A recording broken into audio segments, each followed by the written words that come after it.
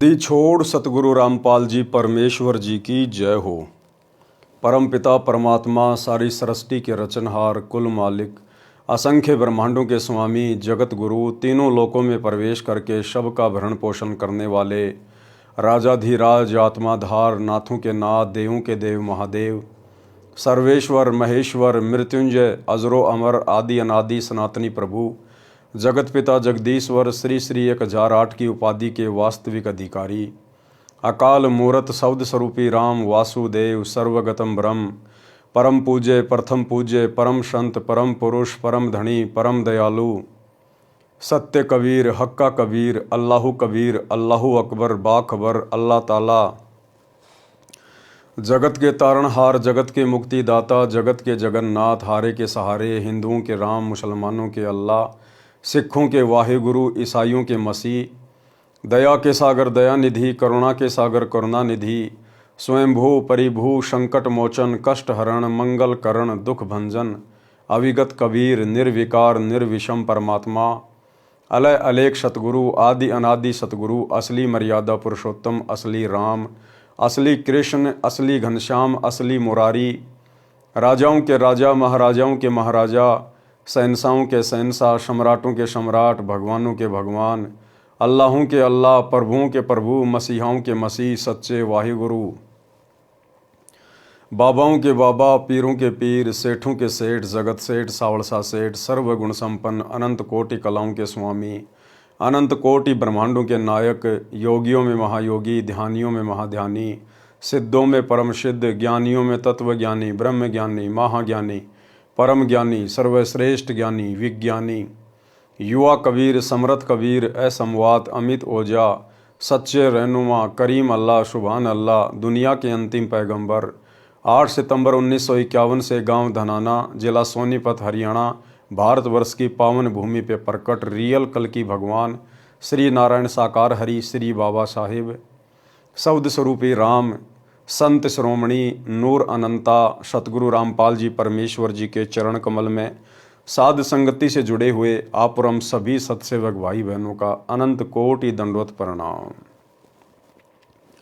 सत्साई भाई और बहनों, दया पूज्य गुरुदेव भगवान की सतगुरु रामपाल जी परमेश्वर जी की जिनके शुभ आशीर्वाद से विशेष आशीर्वाद से आप और हम सभी साध संगति से जुड़े हुए सत्सेवक भाई बहन अपनी आत्मा के कल्याण हेतु गुरुदेव के तत्व ज्ञान को आधार बनाकर दृढ़ता के साथ मोक्ष प्राप्ति के लिए निरंतर भक्ति मार्ग पर आगे बढ़ रहे हैं। भाई और बहनों, पूज्य गुरुदेव जी की विशेष रजा विशेष मेहर जो उन्होंने समय से हमें साध संगति से जोड़ दिया। आज हम भाई बहन अपने गुरु में परमात्मा देख रहे हैं।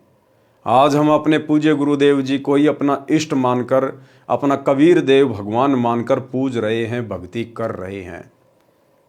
और जब तक इस फॉर्मूले को गुरु को ही परमात्मा मानने वाले फॉर्मूले को जब तक कोई भी स्त्री या पुरुष आत्मिक रूप से हृदय से अपने भक्ति जीवन में लागू नहीं करेगा, वो आत्मा उस समय तक मोक्ष की अधिकारी नहीं बन सकती है। तो आप और हमारे ऊपर ये विशेष रजा हुई है, विशेष मेहर हुई है। अन्यथा सतगुरु रामपाल जी परमेश्वर जी की 90% संगत जो सतलोक आश्रमों से जुड़ी हुई है, बेचारी तत्व ज्ञान के अभाव में अपने गुरु को परमात्मा ना मानकर और एक कागज के टुकड़े को दाढ़ी मूछ वाली कबीर जी की समझे जाने वाली मुर्दा फोटो को अपना कबीर भगवान मानकर अपने अपने घरों पर गले में लॉकेट में उस फोटो को लटकाए फिरती है। और जून के महीने में कबीर प्रकट दिवस मनाकर उस फोटो को अपना परमात्मा मान बैठी है। तो भाई और बहनों, परमात्मा प्राप्ति के बाद भी आत्मा उसे पहचान नहीं पा रही है। इसी को कहते माड़े संस्कार, कमजोर संस्कार का प्राणी। और आप और हमारे ऊपर दया हुई, गुरुदेव भगवान ने हमें सद्बुद्धि बख्शी और अपनी पहचान करवाई है। तो भाई और बहनों, ये आप और हमारा एक विशेष परम सौभाग्य है और इसके लिए हम गुरुदेव भगवान का जितना धन्यवाद करें उतना ही कम है।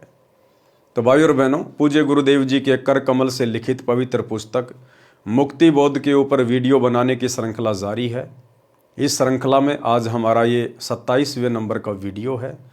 प्रत्येक वीडियो में पूज्य गुरुदेव जी के आशीर्वाद से आप और हमें भक्ति मार्ग से संबंधित बहुत कुछ नया जानने और सीखने को मिलता है, जिससे कि हमारा विश्वास भक्ति मार्ग पर दृढ़ होता है। तो आज के वीडियो में काशी में जो भंडारा हुआ था, परमेश्वर ने अपनी 18 लाख आत्माओं को 3 दिन तक भोजन करवाया था, साथ में सूखा सामान भी दिया था, एक सोने की मोहर और एक दोहर प्रत्येक खाने के उपरांत उन आत्माओं को दी जा रही थी। उसी भंडारे में कबीर परमेश्वर जी अपना दूसरा रूप केशव रूप बनाकर सभी को भोजन भंडारा करवा रहे थे। और किस प्रकार से कबीर परमेश्वर सतगुरु रामपाल जी भगवान ने अपने ही दूसरे रूप केशव बंजारे को निमित्त बनाकर, आधार बनाकर केशव रूप में सवाल कर रहे हैं और कबीर रूप में जवाब दे रहे हैं।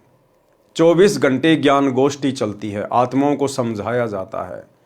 तो केशव जी ने किस प्रकार से सवाल किए, क्या क्या बातचीत हुई, और आप और हम भगत भाई बहनों को बहुत गहरी गहरी शिक्षा मिलेगी, क्योंकि परमात्मा ने अपने कर कमल से लिखित इन पुस्तकों में ऐसी ऐसी बातें लिखकर छोड़ रखी हैं, जो बातें गुरुदेव ने आप और हमारी छोटी बुद्धि को देखते हुए सत्संगों में अभी तक सार्वजनिक नहीं की हैं।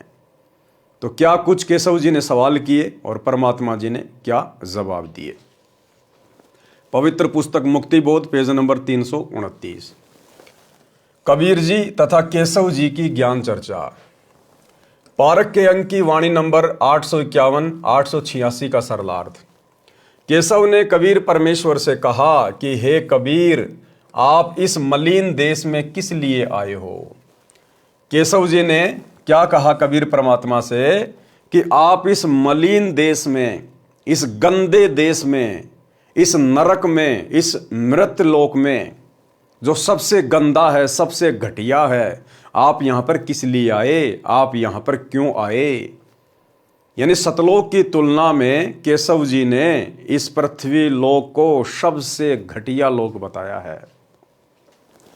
आप तो सतलोक के सुख सागर के मालिक हो, वहां तो सर्व सुख है, यहां कष्ट के अतिरिक्त कुछ नहीं है। इस पृथ्वी लोक पर, इसी किस ब्रह्मांड में कष्ट के अलावा, दुख के अलावा, परेशानियों के अलावा कुछ भी नहीं है। भाई और बहनों, जिन्हें हम यहाँ के सुख मानते हैं, दरअसल ये भी दुख हैं। लेकिन हम लोग आदी हो चुके हैं और हमारे पास में कोई ऑप्शन नहीं था इसके अलावा, इसलिए हमने इन्हीं सुखों को फाइनल सुख मान लिया। किसी का बेटा नौकरी लग गया, कोई स्वयं नौकरी लग गया, किसी के पास में ज़मीन अच्छी है, किसी के पास में सोना चांदी है, किसी के पास में संपत्ति है, तो वो सोचता है कि मैं धनी आदमी हूँ, मैं सुखी आदमी हूँ। बस इन्हीं बातों को कि मैं दूसरे लोगों से सुखी हूँ, दूसरे लोगों से ज़्यादा मेरे पास में धन है, मकान है, ज़मीन है, इसलिए मैं सबसे सुखी हूँ। परमात्मा कहते हैं झूठे सुखो सुख है ये मान रहा मनमोद, सकल चबीना काल का कुछ मुख में कुछ गोद। और गुरुदेव भगवान कहते हैं कि आपने केवल सुख का नाम सुना है। सुख की यहां पर छींट भी नहीं है, केवल नाम है सुख। जिस प्रकार मीठा मीठा कहने से मुंह मीठा नहीं होता, लेकिन कोई पागल, कोई अनजान मान ले कि मीठा मीठा कहने से मुझे आनंद आ रहा है, मेरा मुंह मीठा हो रहा है, तो वो केवल बातें बना रहा है। उसको अभी वास्तव में मिठाई के विषय में पता ही नहीं है, केवल शब्द सुना है।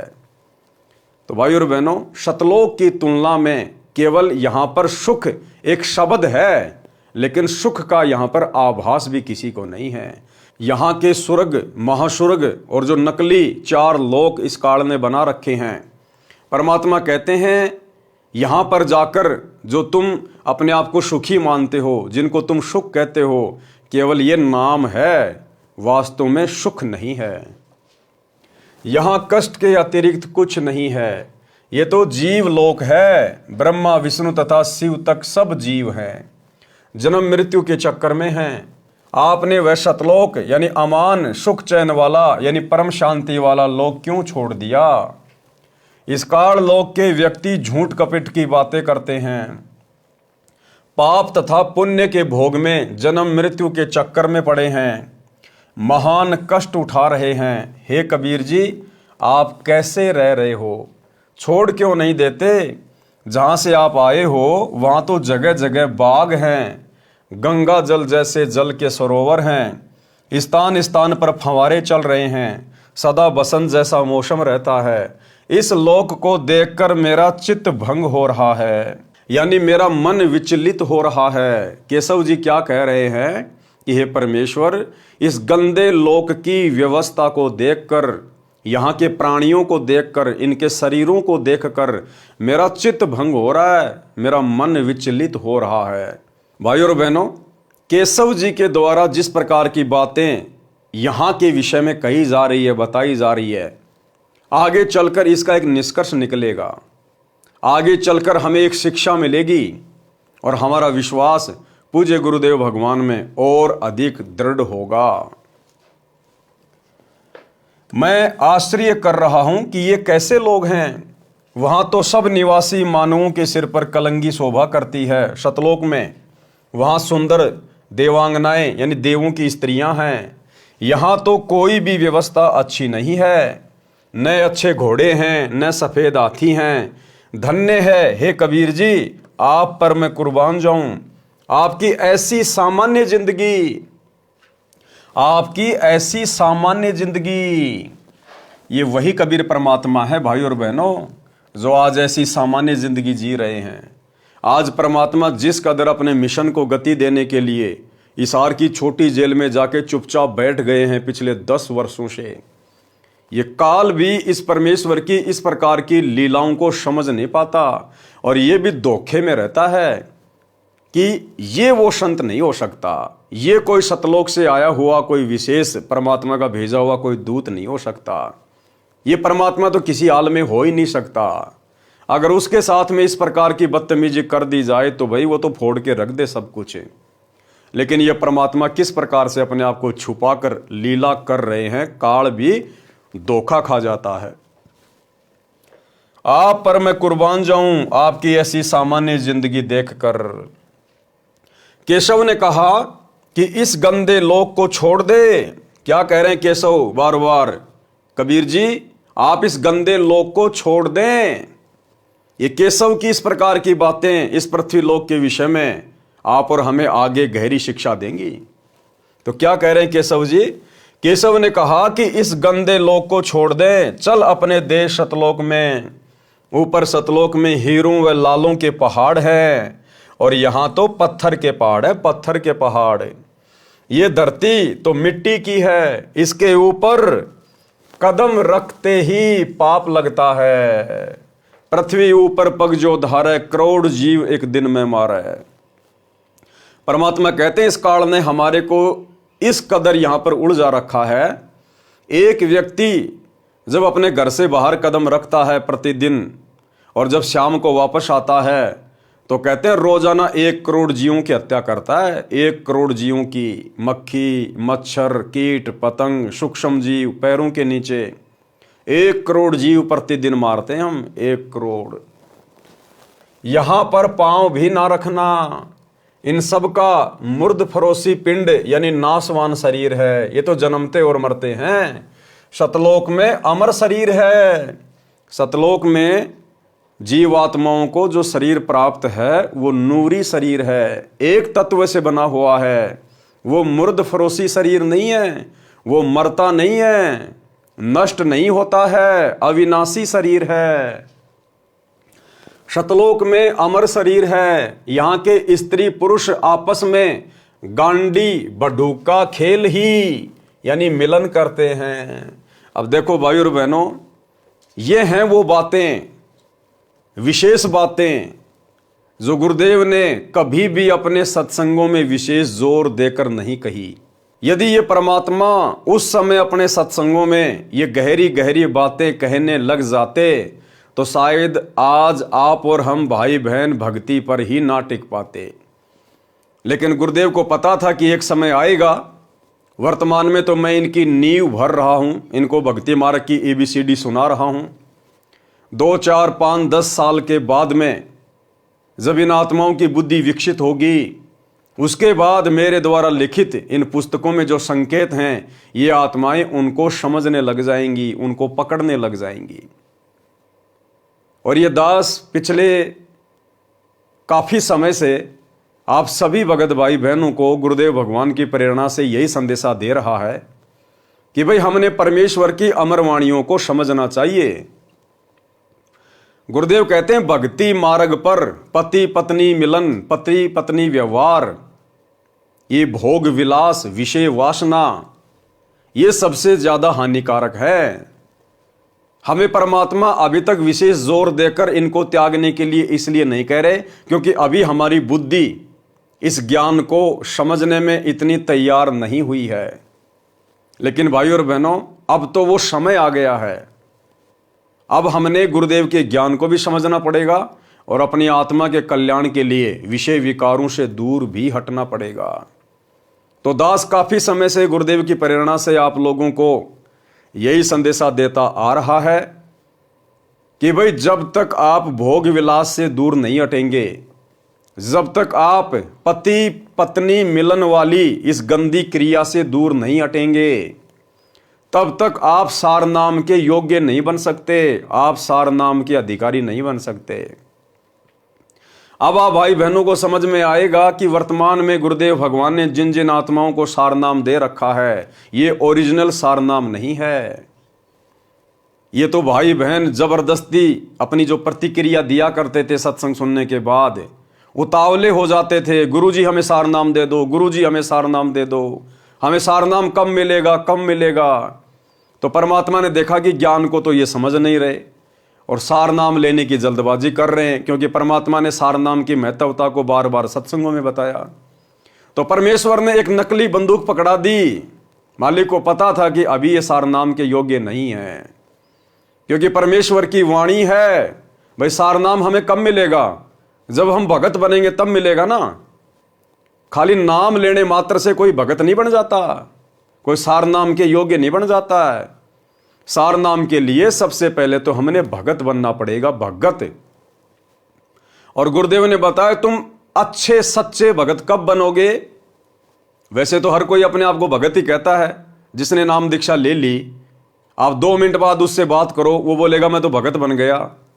लेकिन इस प्रकार से भगत नहीं बनता कोई। परमात्मा कहते हैं भग भोग्या भग उपजय, भग यानी योनि।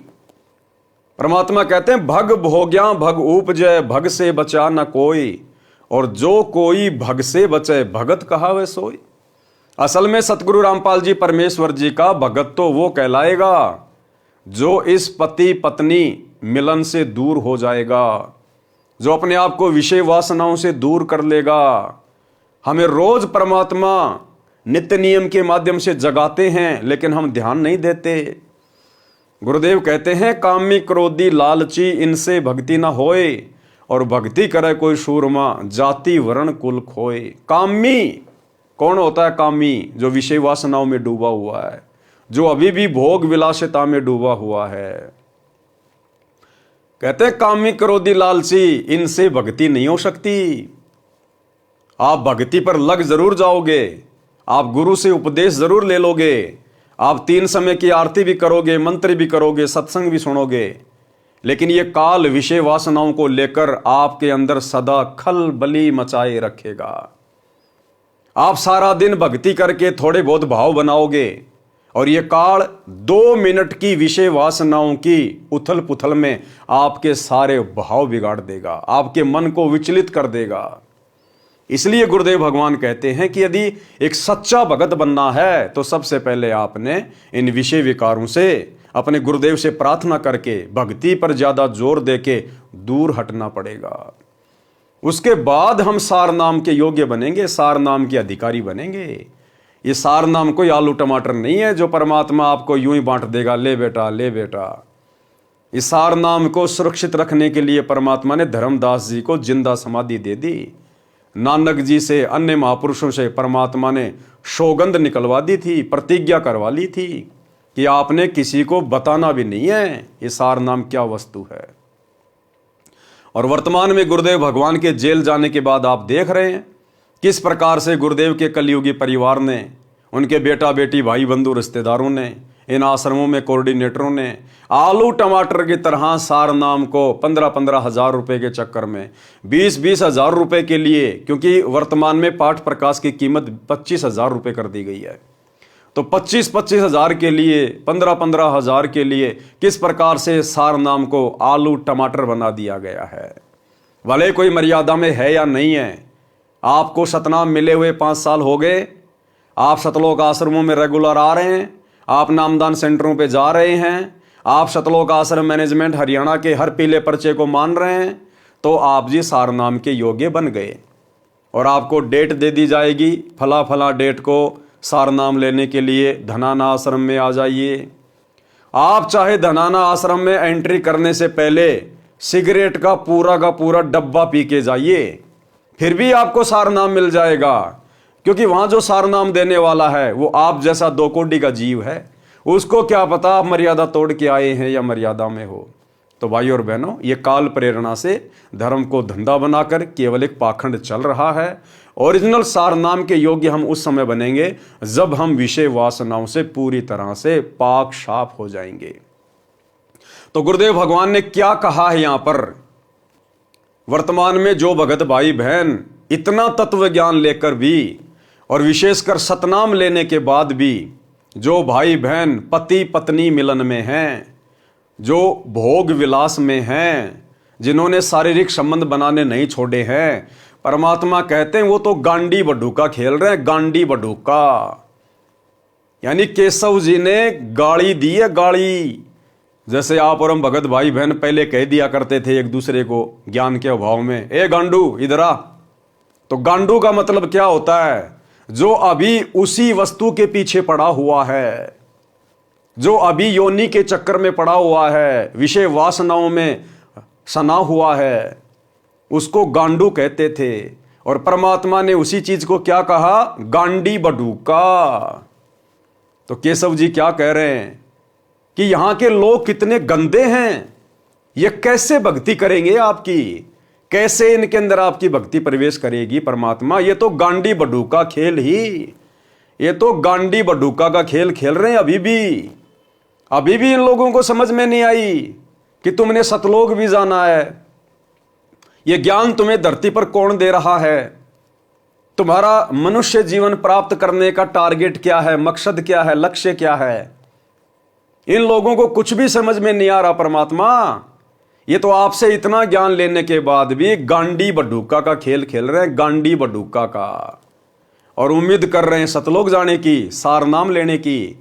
सार नाम तो उस समय देगा परमात्मा जब हम ये गांडी बडूका का खेल खेलना बंद करेंगे। तो क्या कह रहे हैं परमात्मा, यहां के स्त्री पुरुष आपस में, स्त्री और पुरुष आपस में गांडी बडूका खेल ही यानी मिलन करते हैं, मिलन। और इसी को सबसे अच्छा भोग मानते हैं। सतलोक का भोग असंख्य गुणा आनंददायक है।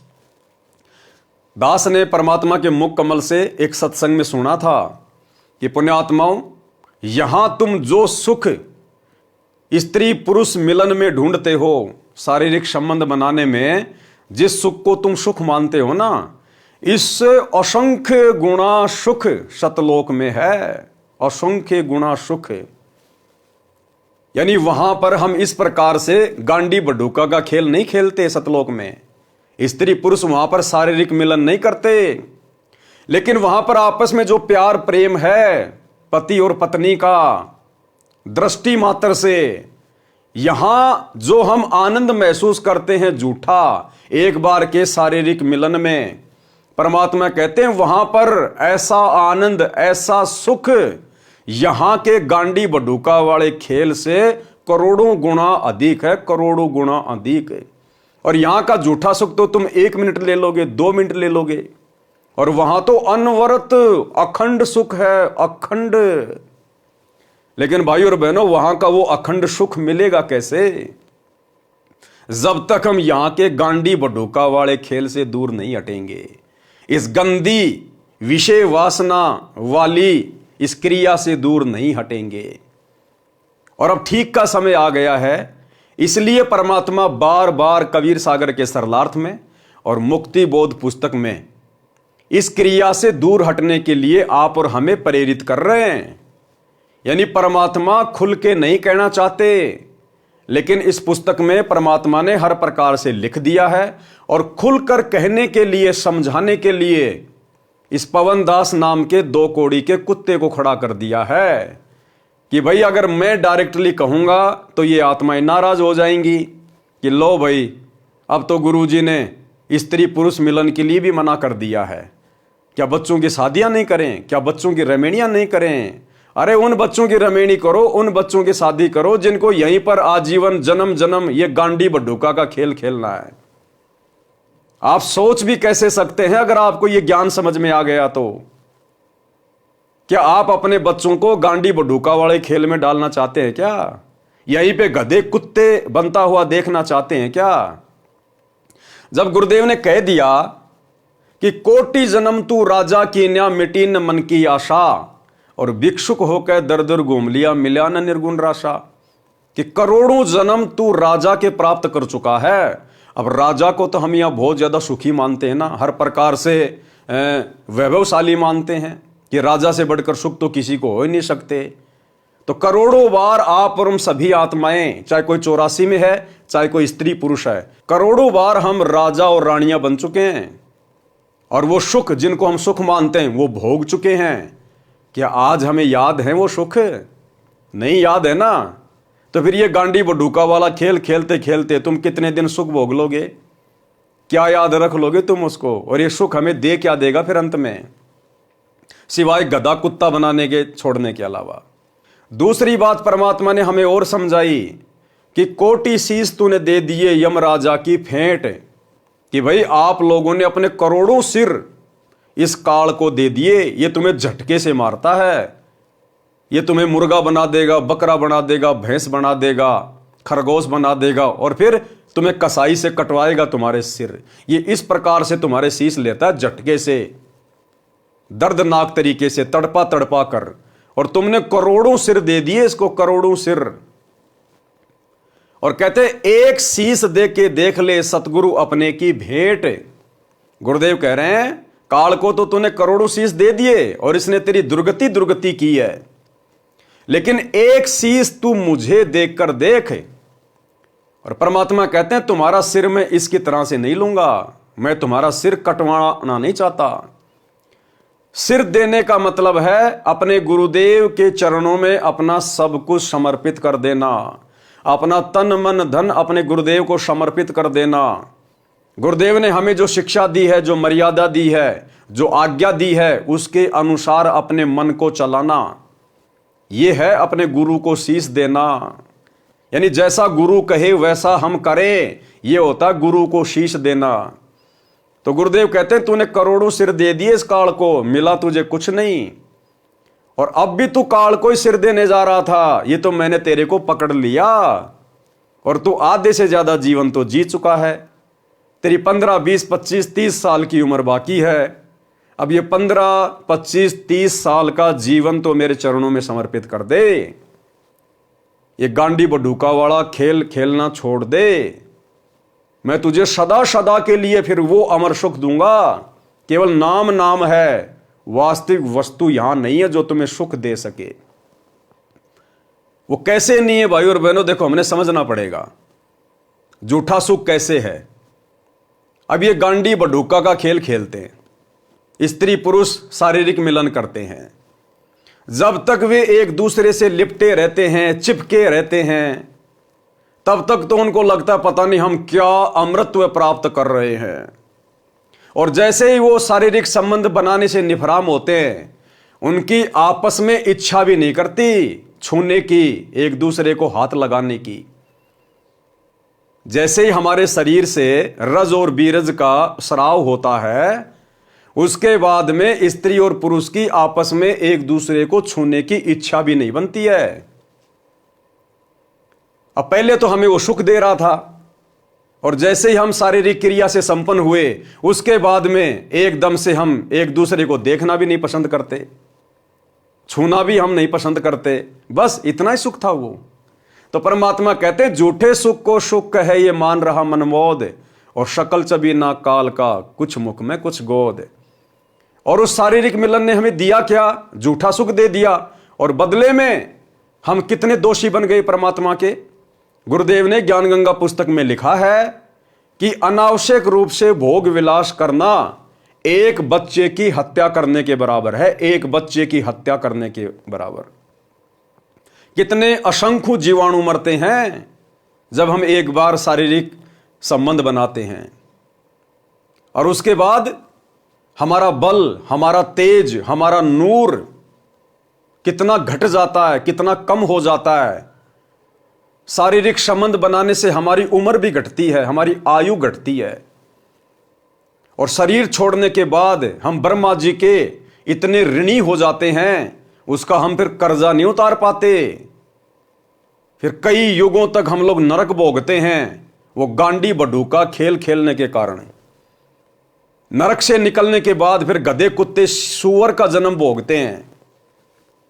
फिर वो परमात्मा कुत्ता बनाएगा, कुत्ता, कि तेरे को मनुष्य जन्म दिया था ना भक्ति करने के लिए, लेकिन तू तो ये गांडी बडूका का खेल ही खेलने में व्यस्त रहा। ले भाई, अब कुत्ता बने, अब तेरे को भक्ति नहीं करनी है। अब कुत्ते के जीवन में तेरे को भक्ति नहीं करनी, तेरे को सत्संग नहीं सुनने, तेरे को मंत्र जाप नहीं करने, तेरे को कुछ नहीं करना, बस गांडी बडूका का खेल खेल और कुछ नहीं करना अब तेरे को।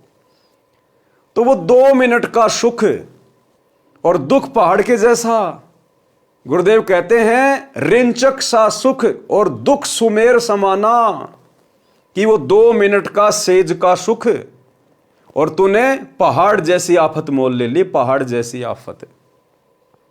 तो भाई और बहनों, कहने का मतलब है परमात्मा हमें यह समझाना चाहते हैं कि पुण्यात्माओं, तुम्हारे को ये गंदी क्रियाएं करते करते असंख्य युग बीत गए, असंख्य करोड़ पद्म युग।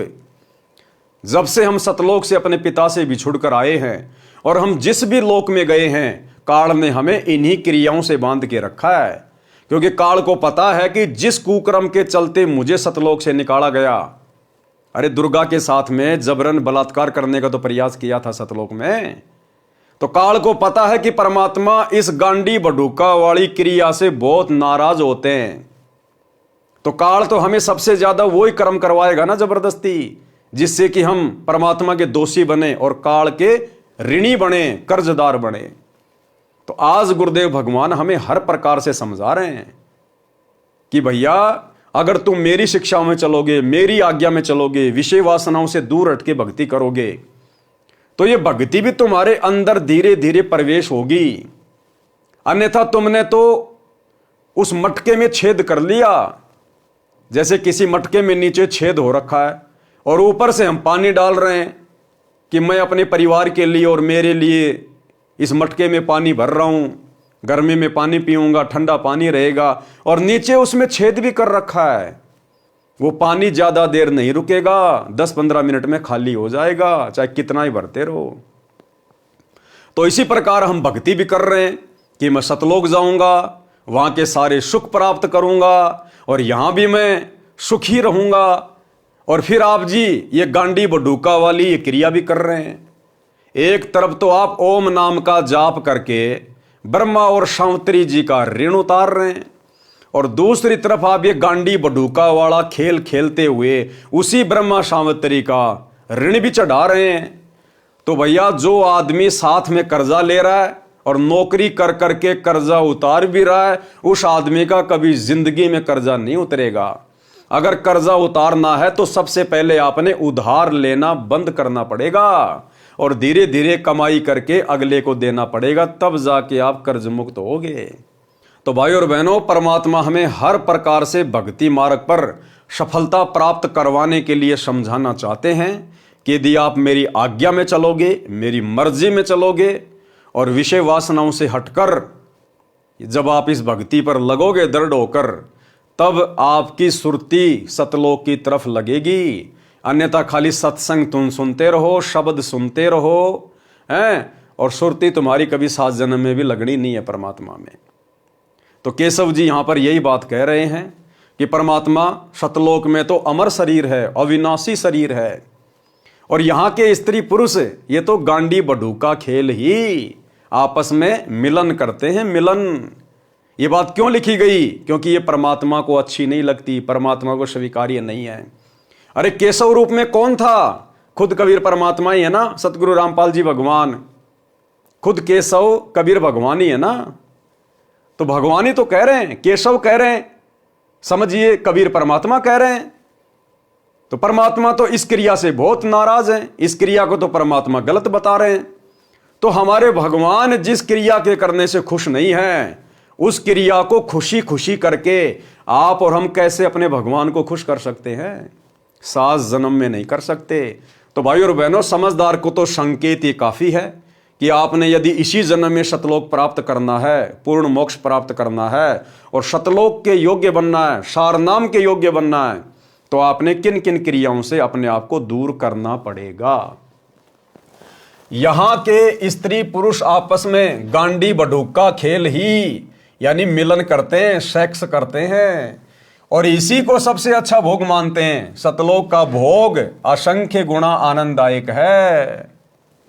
सब मानव यानी स्त्री पुरुष के शरीर में नरक भरा है, नसों में रुधिर भरा यानी खून भरा हुआ है, थूक भरा है, विष्टा यानी टट्टी भरा हुआ है। ये दिन रात इसी नरक में भरे शरीर में मस्त रहते हैं। फिर कुत्ते गधे बनते हैं, यमदूत इनके ऊपर घात मारने के लिए छुपकर दांव लगाए रहता है। इस काल लोक की पृथ्वी की 100 योजन यानी 1 योजन 12 किलोमीटर के समान होता है, यानी 1200 किलोमीटर ऊपर तक दुर्गंध जाती है। इस पृथ्वी की बदबू, कितने लोग लैट्रिन करते हैं, पेशाब करते हैं, फैक्ट्रियों का धुआं है, गंदा पानी है, केमिकल है। परमात्मा कहते हैं 1200 किलोमीटर तक तो इस पृथ्वी से ऊपर इसकी बदबू जाती है, बदबू। और ये जीव स्त्री पुरुष इस पृथ्वी पे रह रहे हैं, जड़ में रह रहे हैं। ये रह कैसे रहे परमात्मा? केशव जी सोच सोच कर चिंतित हो रहे हैं कि परमात्मा ये इंसान यहां पर रह कैसे रहे हैं। हे कबीर जी, ये सब अहंकारी जीव हैं, इनको कैसा ज्ञान और ध्यान बताया जा सकता है? ये कैसे भक्ति करेंगे? केशव जी क्या कह रहे हैं? ये कैसे भक्ति करेंगे? एक गहरी शिक्षा मिलेगी भाई और बहनों। दास आपको पहले से कहता आ रहा है, केशव जी की इन तमाम बातों को ध्यान रखना जो इस पृथ्वी लोक के विषय में कह रहे हैं, आप और हमारे विषय में कह रहे हैं। ये कैसे भक्ति करेंगे? हे कबीर जी, आप इनमें कहां फंसे बैठे हो? क्या कह रहे हैं केशव जी? आप इनमें कहां फंसे बैठे हो? और वो शिक्षा ये है भाई और बहनों, केशव जी स्वयं कबीर परमात्मा ही थे और उसके बावजूद भी केशव जी ने हाथ खड़े कर लिए। यहां की गंदी व्यवस्था को देखकर, यहां के गंदे स्त्री और पुरुषों को देखकर, इस गंदे शरीर को देखकर, हमारे हार व्यवहार को देखकर केशव ने भी हाथ खड़े कर लिए कि हे परमात्मा, आप यहां से निकल क्यों नहीं चलते? आप इस गंदे लोक में क्यों पड़े हो? आप इनसे कैसे भक्ति करवाओगे? ये कैसे भक्ति कर पाएंगे?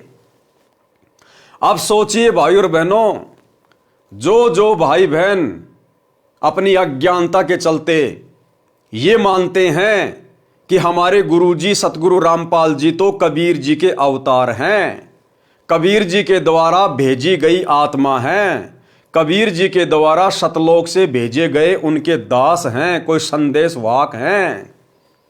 तो भाई कबीर के द्वारा भेजा गया सतलोक से कोई प्राणी, कोई जीव, कोई आत्मा, कोई दास, कोई संदेश वाहक इस पृथ्वी लोक पर आकर पृथ्वी लोक के निवासियों को भक्ति नहीं करवा सकता। अरे केशव जी तो सतलोक से आए थे ना, केशव भी तो सतलोक से आए थे ना। और केशव कोई आत्मा नहीं थी, परमात्मा की टू कॉपी थी। परमात्मा कबीर जी की टू कॉपी थी, यानी कबीर परमेश्वर का दूसरा रूप था। और कबीर परमात्मा के दूसरे रूप ने भी, जो सतलोक की अन्य आत्माओं से सर्वश्रेष्ठ है, उस कबीर परमात्मा के दूसरे रूप ने, केशव ने भी हाथ खड़े कर लिए और कबीर जी को कह रहे हैं आप इनसे कैसे भक्ति करवाओगे? तो भला सतलोक से परमात्मा के द्वारा भेजी गई कोई आत्मा इस पृथ्वी पर आप और हमें कैसे भक्ति युक्त कर सकती है? कैसे वो इतना संघर्ष कर सकता है? कैसे वो भक्ति करवा सकता है? इसलिए भाई और बहनों, कबीर परमात्मा खुद ही अवतार धारण करके आते हैं। ये स्वयं ही पृथ्वी पर अवतरित होते हैं सतलोक से, एक मनुष्य के बच्चे के रूप में लीला करते हुए बड़े होते हैं, अपने आप को छुपाते हैं। सतलोक से भेजी गई कोई आत्मा इसी किस ब्रह्मांड से, काल के जाल से जीव आत्माओं को मुक्त करवाकर नहीं लेकर जा सकती। कोई भी आत्मा इतना संघर्ष कर ही नहीं सकती। निस्वार्थ भाव से परमार्थ के लिए यदि कोई संघर्ष कर सकता है तो केवल वो कबीर भगवान है, दूसरा कोई नहीं कर सकता। तो जिस प्रकार से केशव जी ने हाथ खड़े कर दिए और कबीर परमात्मा को भी कह रहे हैं कि आप भी निकलो यहां से, ये तो बहुत गंदा लोक है, आप यहां पर रह कैसे रहे हो।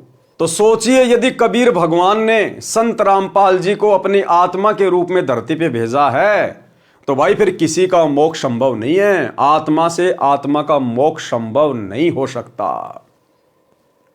वो तो खुद बाप आएगा और वो ही अपनी आत्माओं को छुड़ा कर लेकर जाएगा। लेकिन ये बातें भाई और बहनों, सतगुरु रामपाल जी के भगत होने के बावजूद, इनसे इतना तत्व ज्ञान लेने के बावजूद सतलोक आश्रमों से जुड़े हुए 90% भगत भाई बहनों को समझ में नहीं आ रही है।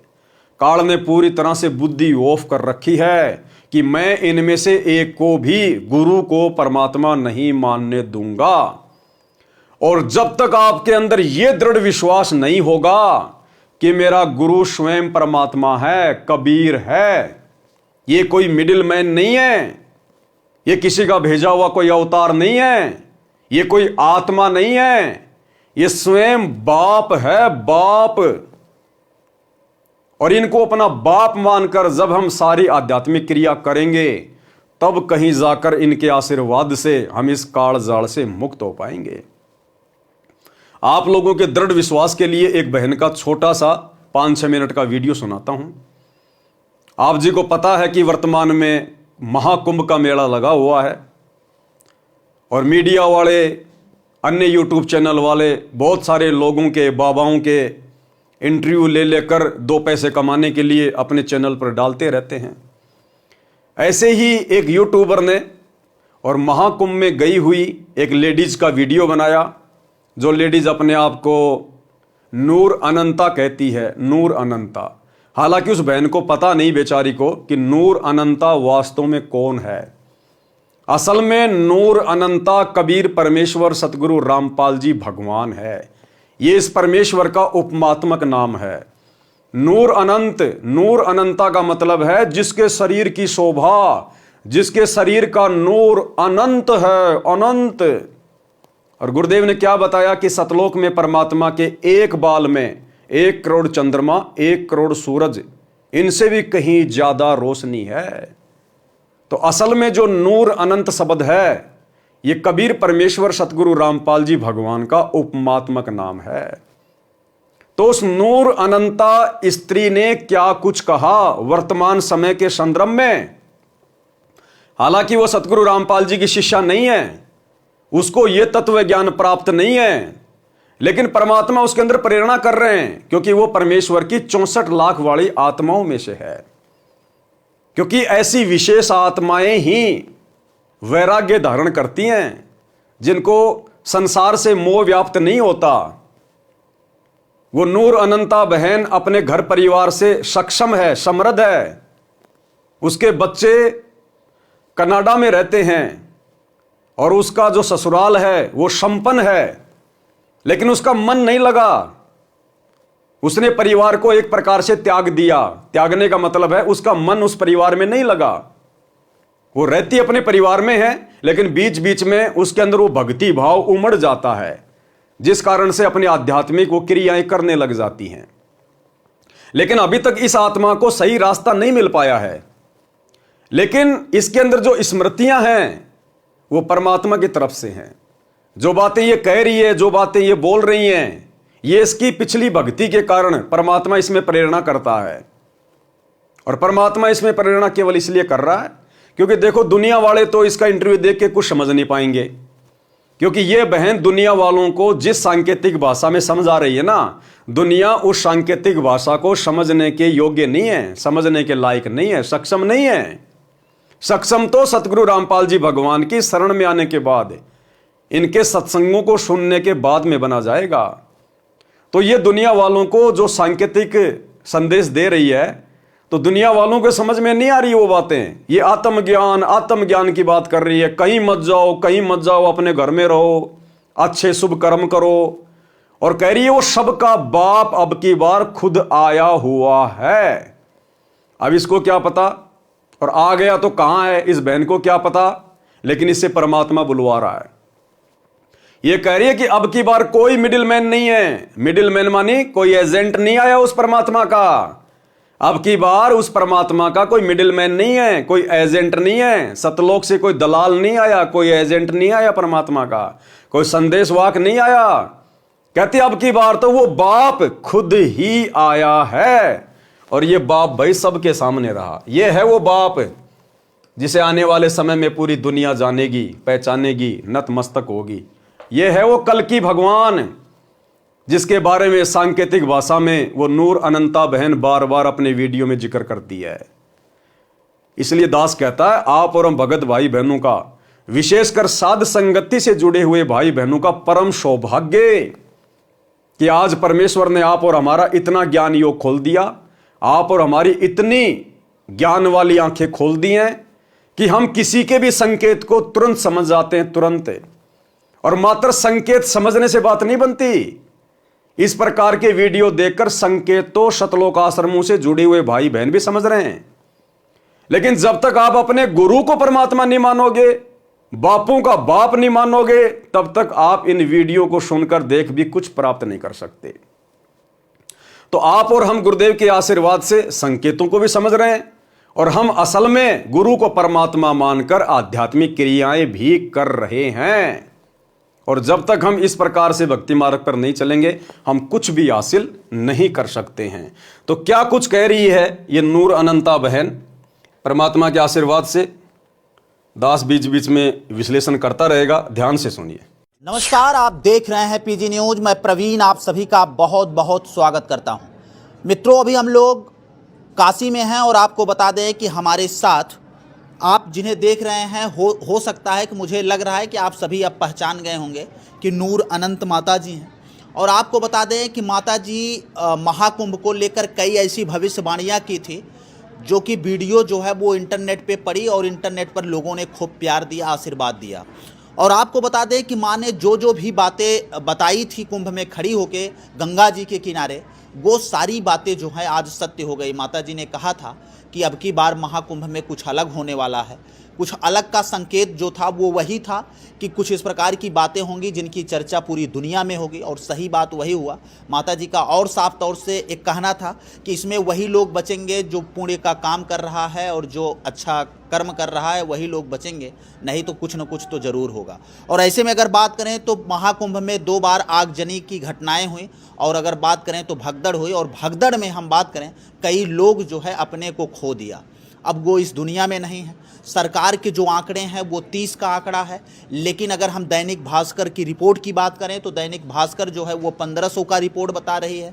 अब आखिरकार क्या कुछ सच्चाई है इस पे तो हम नहीं बात कर सकते हैं, लेकिन फिलहाल हम अगर बात करें तो आगे को लेकर क्या कुछ चल रहा है माता जी के मन में, ये तमाम सवाल हमारे मन में हैं और वो हम माता जी से बातचीत कर सकते हैं। माता जी, एक बार फिर से आपका पीजी न्यूज़ चैनल में बहुत बहुत स्वागत है। हर हर महादेव, घर घर महादेव। अभी माता जी आप काशी में हैं और जो कुछ हुआ महाकुंभ में सब आपने टीवी के माध्यम से, और हमें लगता है कि आपने सब कुछ देखा। अभी क्या महसूस कर रहे हैं? आप काशी में हैं और इस समय क्या कुछ महसूस कर रही हैं? देखिए, ये तो अभी आप लोगों को पता चल गया होगा कि जो भी बता रहे थे वो सब चीज़ें वैसे ही सामने आ रही है। क्या होता है कि है तो बहुत कुछ, लेकिन बहुत चीज़ें ऐसी गुप्त होती है जो हम लोग खुलकर नहीं रख सकते हैं। बहुत सारी ऐसी क्रियाएं होती है जो उस तरह से मतलब प्रेजेंट नहीं की जा सकती जी। अब देखिए, ये जो कुंभ है, देख रहे होंगे कि मतलब ये वैसे भी इतिहास में इतनी गैदरिंग जो है अब सबको पता चल गया कि पहली और ये है आखिरी।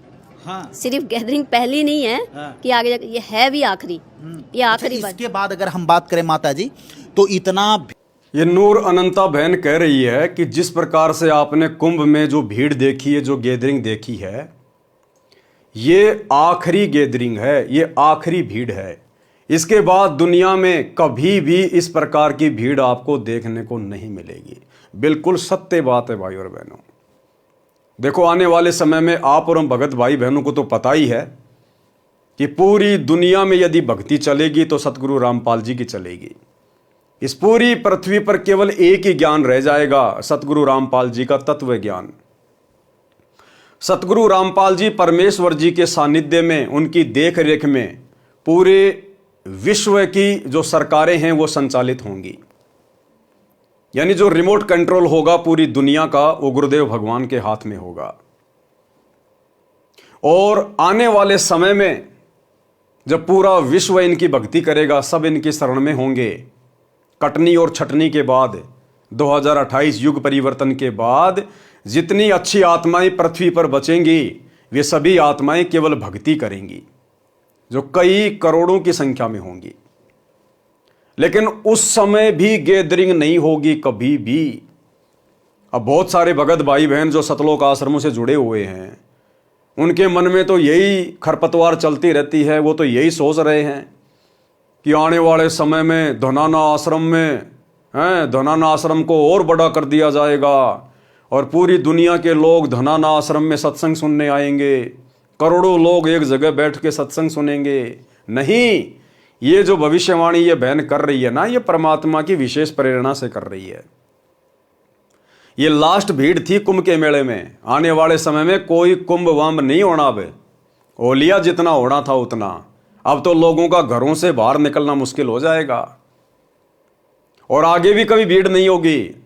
सतगुरु रामपाल जी परमेश्वर जी की भक्ति जब पूरे विश्व में शुरू हो जाएगी तो उस समय भी कभी आपको इतने लोगों की भीड़ देखने को नहीं मिलेगी।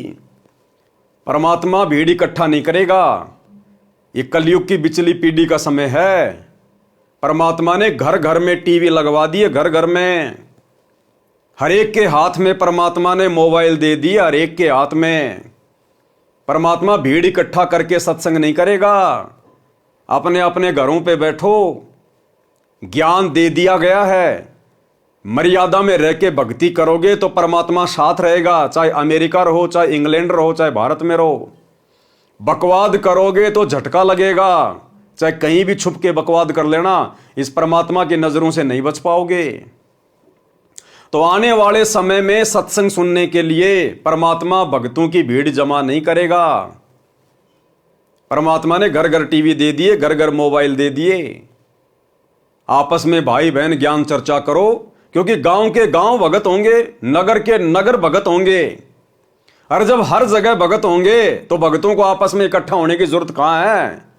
वर्तमान में भगतों की संख्या कम है और गुरुदेव ने ज्ञान की शुरुआत की है, इसलिए भगतों को परमात्मा एक जगह इकट्ठा किया करते थे आश्रम में, उनको ज्ञान समझाने के लिए, भक्ति पर दृढ़ करने के लिए।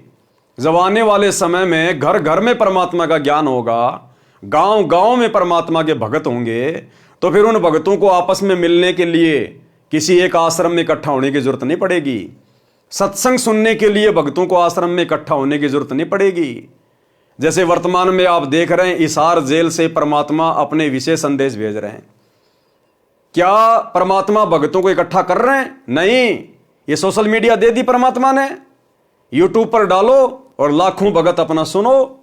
और गुरुदेव ने भी एक सत्संग में स्पष्ट कर दिया कि परमात्मा ने घर घर में आश्रम बना दिए, घर घर में आश्रम। और गुरुदेव कह रहे हैं कि 4-5 लाख लोगों को हम किसी आश्रम में इकट्ठा करके भी सत्संग नहीं सुना सकते। और अब यूट्यूब पर, सोशल मीडिया पर 5-5 लाख बच्चे एक ही दिन में सत्संग सुन रहे हैं। बच्चों, वो ठीक का दिन आ गए। चारों तरफ डंका बोल गया दाता का। एक समय में 4-5 लाख बच्चे सत्संग सुन रहे। इतना बड़ा हम आश्रम बना कभी नहीं सुना सकते थे। ये बंदी छोड़ सारा संसार आश्रम बन गया मेरे बंदी छोड़ का, वो घर घर आश्रम बन गया। और अपने बच्चों के ऊपर किसी कृपा कर दी मेरे दाता ने। बच्चों फिर क्या बताते हैं, तो परमात्मा ने सोशल मीडिया को प्रथम महत्व दे दिया। क्या वो भगवान 5 लाख लोगों को भी किसी आश्रम में बैठा कर सत्संग नहीं सुना सकता? ये धनाना आश्रम वाले, गुरुदेव के परिवार वाले ये दावा करते हैं कि सतलोक आश्रम धनाना में एक बार में 10 लाख लोग बैठकर सत्संग सुन सकते हैं। अरे लेकिन गुरुदेव भगवान ने तो रिजेक्ट कर दिया उस धनाना को। गुरुदेव तो कह रहे हैं हम 5 लाख लोगों को भी एक ही समय में बैठाकर सत्संग नहीं सुना सकते। इसका मतलब क्या है? आने वाले समय में परमात्मा आश्रमों में भक्तों को इकट्ठा नहीं करेगा, भीड़ इकट्ठी नहीं करेगा। परमात्मा एक जगह रहेंगे और ये दुनिया भर के टीवी चैनल ये परमात्मा की तरफ 24 घंटे अपने कैमरे करके खड़े रहा करेंगे। 24 घंटे। जैसे आज कहीं कोई प्रधानमंत्री की रैली हो तो किस प्रकार से न्यूज चैनल वालों की गाड़ियां आ जाती हैं, कैमरे ले लेके लाइव चलाने के लिए खड़े हो जाते हैं।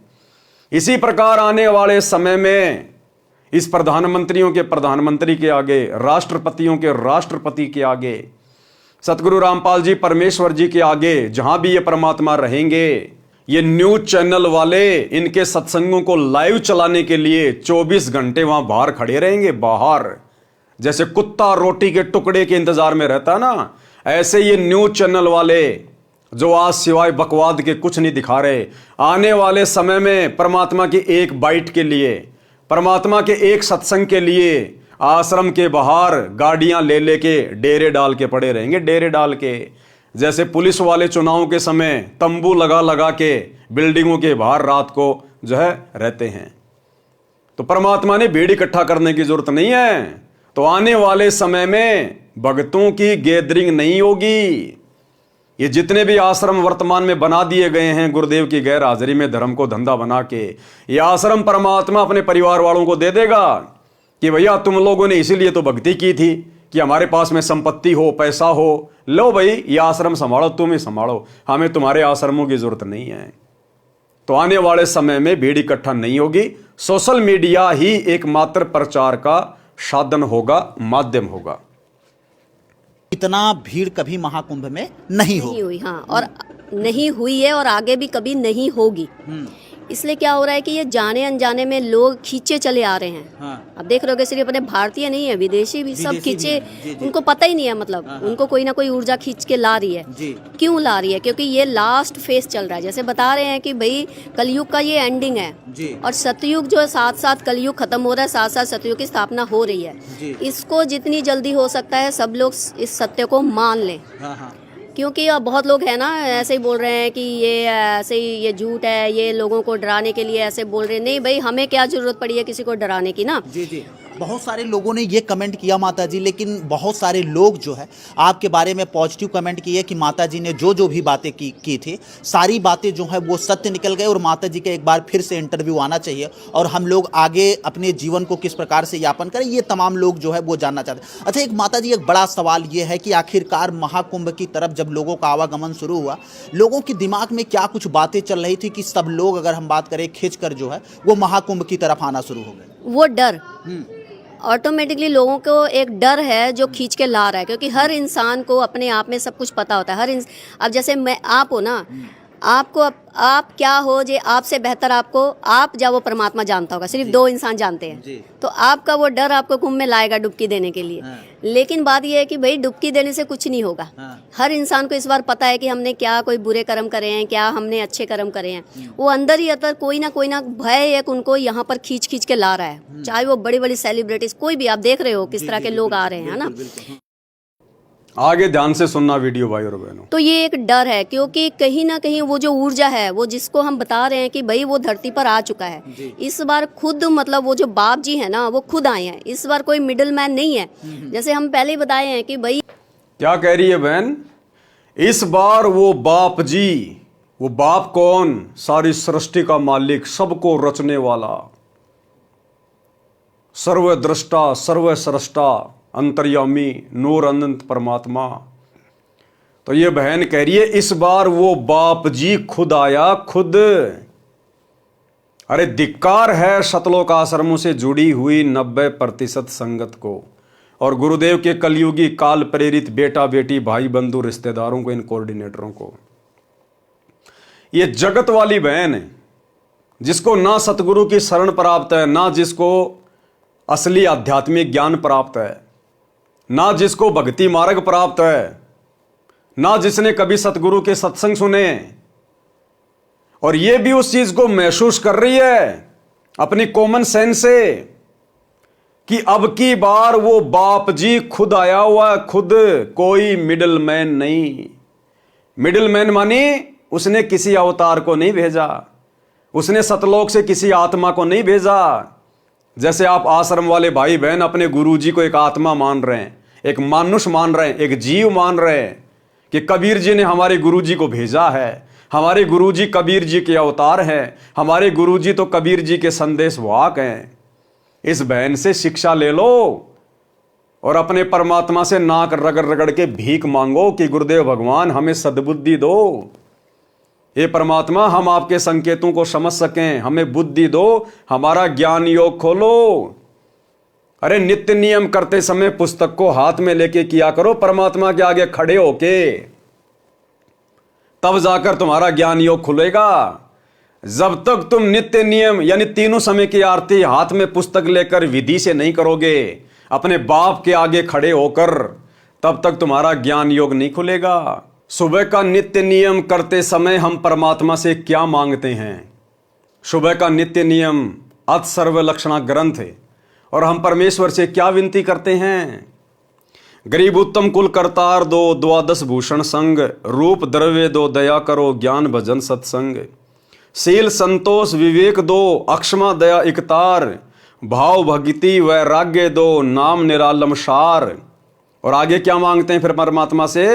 योग युक्ति स्वास्थ्य जगदीश दो, सूक्ष्म ध्यान दयाल, सूक्ष्म ध्यान, कि हम आपके संकेतों को समझ सकें। तो भैया जब तक आप अपने हाथ में भक्ति बोध लेकर और अपने बापों के बाप सतगुरु रामपाल जी परमेश्वर जी के आगे खड़े होकर आरती नहीं करोगे, आपको ये सूक्ष्म ध्यान का आशीर्वाद नहीं मिलेगा, आपका ज्ञान योग नहीं खुलेगा, आप इसी प्रकार से डामाडोल रहोगे। गरीब माया का रस पिया कर हो गए डामाडोल। आप आश्रम वाले भाई बहन तो इन आश्रमों में जा जाके डामाडोल हो चुके हैं, डामाडोल। गरीब ऐसा सतगुरु हम मिला, ज्ञान योग दिया खोल, और हम सत्सेवकों को सतगुरु रामपाल जी परमेश्वर मिल गए और हमारा ज्ञान योग खोल दिया, क्योंकि हम प्रतिदिन इस पुस्तक को हाथ में लेकर अपने बाप के आगे खड़े होकर अपने मुख से मांगते हैं, मुख से हम आरती करते हैं। और आप लोग लगा के मोबाइल में नित्य नियम, कोई बाथरूम में जाके बैठ जाता है, कोई वापस बिस्तर में लेट जाता है, कोई अपने घर के 20 प्रकार के कार्य करता रहता है। किसी को तो समय नहीं है, काम धंधे पर आते जाते समय ही नित्य नियम और संध्या आरती करते हैं जेब में मोबाइल डाल के। तो तुम्हें कैसे ज्ञान और ध्यान मिलेगा? कैसे परमात्मा तुम्हारा ज्ञान योग खोलेगा? क्योंकि तुम परमात्मा से मांग ही नहीं रहे। अरे गुरुजी खुद ही खुद से मांग रहे हैं। आरती कौन करता है मोबाइल में? गुरुजी कर रहे हैं ना। आरती किसको करनी चाहिए? भगत को। अगर मोबाइल में आरती करना ही सर्वश्रेष्ठ विधि है तो फिर परमात्मा ने भक्ति बोध क्यों दी छपवा कर? सभी को मोबाइल दे देते, सभी को एक एक मेमोरी कार्ड दे देते। फिर ये पुस्तक क्यों दी और क्यों लिखा इस पुस्तक के ऊपर मूल्य नित्य नियम पाठ? यानी आपने रोजाना इस पुस्तक को पढ़ना है, इसका पाठ करना है। तो भैया जब तक अपने बाप के सामने खड़े होकर आरती नहीं करोगे तब तक तुम्हारा ज्ञान और ध्यान कुछ भी नहीं खुलेगा, कुछ नहीं मिलेगा, कुछ नहीं समझ पाओगे। आरती तो अभी तक गुरुजी कर रहे हैं तुम्हारे घरों में, मोबाइल में लगा के छोड़ दिया। आरती तो गुरुजी कर रहे हैं, तुम कहां कर रहे हो? तो इस बहन से शिक्षा लो और भीख मांगो गुरुदेव भगवान से। लेकिन तुम तो लड्डू जलेबी बर्फी मांगते हो परमात्मा से कि अगला समागम कब आएगा, अगला समागम कब आएगा, अब की बार कौन से आश्रम में जाऊंगा, लड्डू जलेबी बर्फी खाऊंगा। तुम ज्ञान और ध्यान कहां मांग रहे हो परमात्मा से? तो क्या कह रही है बहन कि अब की बार कोई मिडिल मैन नहीं है, वो बापों का बाप, वो बाप जी खुद धरती पे आया हुआ है, और वो बाप जी है सतगुरु रामपाल जी। सतगुरु रामपाल जी सबका बाप जी। तो इस बहन से शिक्षा ले लो, बहन क्या कह रही है। तो ये एक डर है, क्योंकि कहीं ना कहीं वो जो ऊर्जा है, वो जिसको हम बता रहे हैं कि भाई वो धरती पर आ चुका है इस बार खुद, मतलब वो जो बाप जी है ना वो खुद आए हैं इस बार, कोई मिडिल मैन नहीं है। जैसे हम पहले ही बताए हैं कि भाई ये गुरु, ये सब जो परंपरा चल रही है ना आश्रमों की, ये अखाड़े की, ये दीक्षा देने की, ये सब चीज़ें खत्म हो गई हैं, इसको मान लीजिए। मतलब देर हो जाए, पहले ही बहुत देर हो गई है, अब मान लीजिए यही सत्य है। ध्यान से सुनना।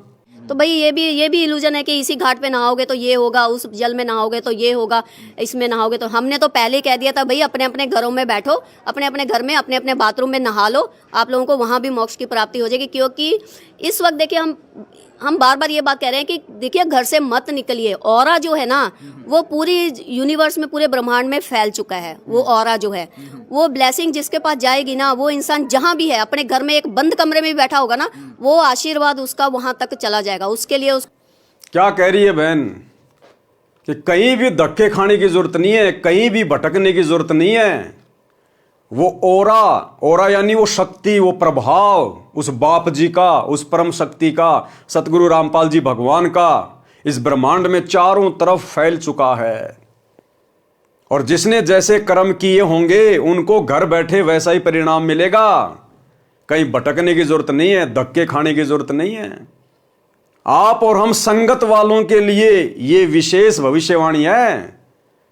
2014 बरवाला कांड, परमात्मा हिसार जेल में जाके बैठ गए। उसके बाद में संगत ने आश्रमों में धक्के नहीं खाने थे, और ना वर्तमान में धक्के खाने चाहिए, ना कहीं पर संगत ने भटकना चाहिए। अगर कुछ करना चाहिए तो मर्यादा में रह के भक्ति, जो 90% संगत नहीं कर रही है। आश्रमों में जाकर केवल आपने मर्यादा तोड़वाई है, भक्ति नहीं बनाई। तो क्या कह रही है बहन कि उस परम शक्ति का जो ओरा है, जो ब्लेसिंग है, जो आशीर्वाद है, वो पूरे ब्रह्मांड में फैला हुआ है, लेकिन मिलेगा उसी को जो मर्यादा में है, जो मर्यादा में है, जो गुरु को इष्ट मानता है, जिनका कनेक्शन अपने गुरु से जुड़ा हुआ है, जिसका नाम खंड नहीं है, जिसकी मर्यादा खंडित नहीं है। वो ब्लेसिंग ऑटोमेटिक उस भगत के पास जाएगी हिसार जेल से। वो चाहे इंग्लैंड में बैठा हो, चाहे जापान में बैठा हो, चाहे हिंदुस्तान में बैठा हो, उसको आश्रमों में धक्के खाने की जरूरत नहीं है। लड्डू जलेबी बर्फी के चक्कर में हरियाई गाय की तरह भटकने की जरूरत नहीं है। यदि कोई भी भगत अपने घर पर बैठकर, यानी अपने घर पे रहकर, अपने गुरुजी की गैर हाजिरी में, जैसे वर्तमान में, और यदि वो मर्यादा में है, भक्ति कर रहा है, अपनी 5 यज्ञ कर रहा है, तो उस भगत के पास गुरुजी का आशीर्वाद वहीं पे पहुंच जाएगा। उस भगत ने आश्रमों में धक्के खाने की जरूरत नहीं है, भटकने की जरूरत नहीं है। ये सांकेतिक भाषा है इसकी। जगत वाले तो कहां समझेंगे, 90% भगत भाई बहन भी नहीं समझ रहे। और हम सत्सेवक समझ भी रहे हैं और महसूस भी कर रहे हैं, और परमात्मा का आशीर्वाद, वो ब्लेसिंग लगातार ले रहे हैं। आप और हम भगत भाई बहन सत्सेवक गुरुदेव के जेल जाने के बाद किसी आश्रम में नहीं गए, कहीं नहीं भटके, बस अपने गुरु को समझ लिया कि गुरु कैसे प्रसन्न होगा, कौन से भक्ति सुक्रम करने से गुरु प्रसन्न रहेगा। हमने वही सुक्रम करने शुरू कर दिए घर बैठे। गुरु को इष्ट मान लिया, परमात्मा मान लिया। गीता अध्याय 3 श्लोक 13 के अनुसार उनको परमात्मा मानकर भोग लगाना शुरू कर दिया। घर घर गुरु का आश्रम बना दिया, आसन लगा दिया, और नेक नीति ईमानदारी से अपना काम कर रहे हैं, और ज्ञान आधार से भक्ति कर रहे हैं। और परमात्मा अपने प्रत्येक बच्चे के साथ में है, शब्द रूप में प्रत्येक बच्चे के साथ में। दर्शन दे देकर परमात्मा विश्वास बढ़ा रहे हैं, प्रकट हो के परमात्मा विश्वास बढ़ा रहे हैं। तो परमात्मा कहाँ है? परमात्मा अपने मर्यादित भगत के साथ में है। घट हिम गंगा, घट हिम जमुना, घट हिम है जगदीश, सतगुरु तारेंगे। तो हमने किसी भी जगह भटकने की जरूरत नहीं है। हमने परमात्मा का आशीर्वाद, वो ब्लेसिंग प्राप्त करने वाले अच्छे भक्ति कर्म करने हैं। हमने मर्यादा में रहकर परमात्मा को प्रसन्न करना है, ताकि वो ब्लेसिंग हमें मिलती रहे, और उस आशीर्वाद, उस ब्लेसिंग के बदौलत ही हम भक्ति पर टिक पाएंगे। तो ये बहन ये बात कहना चाह रही है। इस बात को दुनिया वाले तो छोड़ो, हमारे 90% भाई बहन जो आश्रमों से जुड़े हुए हैं वो भी नहीं समझ पा रहे, और स्पष्ट कह रही है कि वो सबका बाप जी खुद आ गया, खुद। तो इस बात को किसने समझा? इस बहन के इन शब्दों को किसने पकड़ा, किसने समझा? केवल सत्सेवकों ने। बाकी वीडियो बना बना के तो आश्रम वाले भी डाल रहे हैं कि इस बहन की भविष्यवाणी सतगुरु रामपाल जी के ऊपर फिट बैठ रही है, फिट बैठ रही है। अरे इस बहन की भविष्यवाणी तो गुरु जी पे फिट बैठ रही है, लेकिन तुम्हारे दिमाग में कुछ नहीं बैठ रही, तुम्हारे ऊपर फिट नहीं बैठ रही, क्योंकि तुम अपने गुरु को बाप जी मान कहां रहे हो? तुम तो इनको मिडिल मैन मान रहे हो। अगर तुम अपने बाप सतगुरु रामपाल जी को बाप जी मान लेते इस बहन के अनुसार, तो भाई तुम उस कागज के टुकड़े दाढ़ी मूंछ वाले कबीर जी की फोटो को अपने घर में रखकर, अपने दरबार में रखकर, अपने लॉकेट में टांग कर, और जून के महीने में उस मुर्दा फोटो को कबीर मानकर, उसका कबीर प्रगट दिवस मनाकर अपने बाप सतगुरु रामपाल जी को मिडिल मैन घोषित ना करते। क्योंकि सतगुरु रामपाल जी के रहते सहते किसी अन्य को परमात्मा मानना, उस दाढ़ी मूंछ वाली कबीर जी की मुर्दा फोटो को कबीर भगवान मानना, उसका प्रकट दिवस मनाना जून के महीने में, सतगुरु रामपाल जी को मिडिल मैन मानना है, मिडिल मैन। तो इस बहन की भविष्यवाणी तो फिट बैठ रही है, लेकिन आप आश्रम वाले भगत भाई बहनों के दिमाग में यह बात फिट नहीं बैठ रही कि सतगुरु रामपाल जी स्वयं बाप जी हैं। आज भी तुम लोग उनको मिडिल मैन ही मान रहे हो, मिडिल मैन। और जब तक जून के महीने में वो दाढ़ी मूंछ वाले नकली मुर्दा कबीर का प्रकट दिवस मनाते रहोगे, तब तक तुम्हारी नजरों में सतगुरु रामपाल जी मिडिल मैन ही रहेंगे। और आदरणीय गरीबदास जी ने मिडिल मैन को मानुष कहा है, मानुष। गुरु मानुष कर जानते ते नर कहिए अंध, ओहे दुखी संसार में आ गए यम के फंद। तो भाई और बहनों, इस बहन के विचारों को केवल सत्सेवकों ने समझा है। ये बात कह रहे हैं कि देखिए घर से मत निकलिए। ऑरा जो है ना वो पूरी यूनिवर्स में, पूरे ब्रह्मांड में फैल चुका है। वो ऑरा जो है, वो ब्लेसिंग जिसके पास जाएगी ना, वो इंसान जहां भी है, अपने घर में एक बंद कमरे में भी बैठा होगा ना, वो आशीर्वाद उसका वहां तक चला जाएगा। उसके लिए उसको चल के आने की किसी घाट में जरूरत नहीं है। ये मतलब इस सत्य को जितनी जल्दी हो सकता है, मैं तो आम जनता के लिए कहूंगी, क्योंकि आम जनता भोली भाली होती है। वो ऐसे गुरुओं के चक्कर में लोग जो कहानियां सुनाते हैं उनमें उन लोग बह बह के ये सब रास्ते अपना लेते हैं।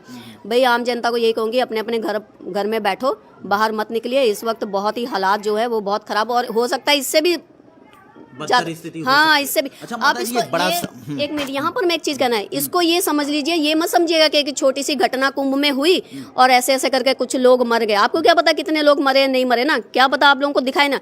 ये आप लोगों के लिए एक मैसेज है कि इससे भी बड़ी घटना मतलब हो सकती है, जहाँ पर मतलब इतनी भीड़ में मतलब ज्यादा संख्या में मतलब लोगों की जान जा सकती है। ये तो परमात्मा ने एक इशारा, छोटा सा इशारा किया है। ये संकेत दुनिया वालों के लिए नहीं है, ध्यान रखना। ये दुनिया तो मरती आई है, मर रही है, और आगे भी ऐसे मरेगी। परमात्मा अगर किसी आत्मा में प्रेरणा करके कोई संदेशा दिलवाते हैं तो अपने पंथ के लोगों के लिए दिलवाते हैं। ये इस बहन का संकेत इन आश्रमों की तरफ है, इन आश्रमों की तरफ जहां पर समागमों में भीड़ इकट्ठा हो रही है। और 2018 में परमात्मा ने एक छोटा सा ट्रेलर भी दिखा दिया था। 2018 रोहतक का पशु मेला ग्राउंड, 10-12 लाख भगत इकट्ठे कर दिए गए सतलोक आश्रम मैनेजमेंट हरियाणा के द्वारा। और किस प्रकार से आंधी तूफान आया, बारिश आई, सारी व्यवस्था अस्त व्यस्त। ये तो शुक्र मनाओ कि परमात्मा की शरण में हो, वरना सैकड़ों की संख्या में वहां पर भगत भाई बहन भीड़ में दब दब के मरते। जिस प्रकार कुंभ के मेले में कई ट्रक लोगों के कपड़ों और चप्पलों के भर के बाहर फेंके गए ना, उस समय 2018 में कबीर प्रकट दिवस पर पशु मेला ग्राउंड रोहतक में एक ट्रॉली भगतों की चप्पलों की, जूतों की भर के बाहर फेंकी गई थी। भगत भाई बहन, किसी का बैग रह गया, किसी के चप्पल रह गए, किसी के जूते रह गए, किसी का बच्चा रह गया, अपनी जान बचा के भागे थे। वहां सारी व्यवस्था बिगाड़ दी काल ने। नमस्कार। नमस्कार दोस्तों, सच समाचार में आपका स्वागत है। आज हम पहुंचे हैं रोहतक पशु मेला ग्राउंड में, जहां पर कबीर प्रकट दिवस बहुत ज़ोरों शोरों से मनाया जा रहा है। आपको बता दें कि ये 622वां कबीर प्रकट दिवस है, जो कि संत रामपाल जी द्वारा इस ग्राउंड में बहुत ही विशाल तरीके से मनाया जाता है। आप देख सकते हैं कि ये भंडार घर में सेवादार चाय वितरण कर रहे हैं और लाखों की तादाद में यहाँ भगत जन आने का जो है कि बताया जा रहा है। और ये देख सकते हैं कि आप सब्जियाँ आ चुकी हैं और सेवादार किस तरह लगे हुए हैं। लगभग 10,000 सेवादार ऑलरेडी पहुँच चुके हैं और इस बार टेंट की व्यवस्था बहुत ही ज़बरदस्त है। और देखिए, आप देख सकते हैं कि किस तरह हैवी टेंट है और सब सेवादार देखो सेवा कर रहे हैं। लेकिन होता क्या है कि अचानक तूफान आ जाता है। आप देख सकते हैं कि सेवा करते हुए तूफान तेज़ी से आगे बढ़ रहा है और अपना प्रचंड रूप धारण कर रहा है। आपको बता दें कि 28 जून के भंडारे में भी इस तरह विशाल तूफान आया था और बारिश हुई थी। लेकिन इस बार भी देख सकते हैं आप कि कितना भयंकर तूफान। देखिए कैसे भगत जन तूफान में दौड़ रहे हैं। आप देख सकते हैं कि देखिए बहुत ही तेज गति से तूफान है। कैसे टेंट उड़ जा रहे हैं और सारे भगत जन शेड के नीचे आ रहे हैं। बच्चे दौड़ रहे हैं, आप देख सकते हैं इस वीडियो में। लेकिन जो हैवी शेड है उसमें कोई परिवर्तन नहीं। हालांकि इसकी व्यवस्था में कोई दिक्कत नहीं आई है, जो कि संत रामपाल जी महाराज जी ने इस बार व्यवस्था बहुत ज़बरदस्त करवाई है। देख सकते हैं कि कितना भयंकर तूफान, जो कि शेड को ले उड़ने की ताकत रखता था। लेकिन इस बार शेड बताया जा रहा है कि बहुत ही ज़बरदस्त तरीके से बनाए गए हैं। भगत जन शेड के नीचे सुरक्षित खड़े हैं और देखिए कैसे भगत भाग रहे हैं। आप देख सकते हैं कि तूफान की गति बहुत ही तीव्र है और इसके बाद ही बारिश स्टार्ट होती है। आप देख सकते हैं किस तरह तेजी से बारिश पड़ रही है। तो इस बहन का संकेत आने वाले दिनों में इन शतलोक आश्रमों के ऊपर है कि भैया भीड़ करने से बचो। तुम्हें सतगुरु ने आत्मज्ञान करवा दिया, परमात्म ज्ञान करवा दिया। घर बैठ के भक्ति क्यों नहीं करते? बकवाद करते हुए क्यों फिर रहे हो? जब तुम्हारा गुरु आश्रम में नहीं है तो आश्रम में तुम्हें मिलेगा क्या? ये सत्संग तो तुम अपने घर पे भी सुन सकते हो, ये भंडारा तो तुम अपने घर पे भी कर सकते हो। फिर बकवाद करने के लिए क्यों भटक रहे हो गुरु की गैर हाजिरी में? तो आने वाले दिनों में यह संकेत है, अगर ये संगत नहीं सुधरी और इसी प्रकार से भीड़ करती रही तो भैया कोई भी अनहोनी घटना घटित हो सकती है।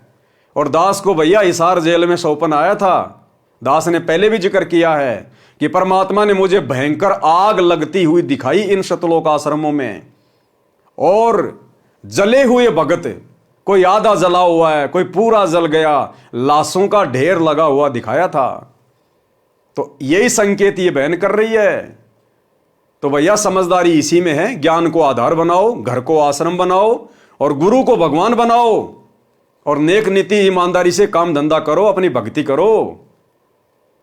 बकवादों में पैर मत दो। ये परीक्षा का समय चल रहा है, युग परिवर्तन का दौर है।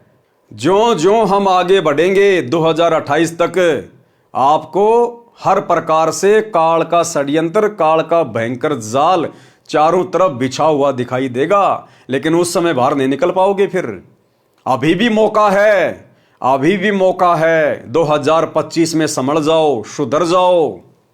हो सकता है ये साल परमात्मा अपने भक्तों को लास्ट मौका दे दे कि भैया 2025 तक भी संभल जाओ, सुधर जाओ।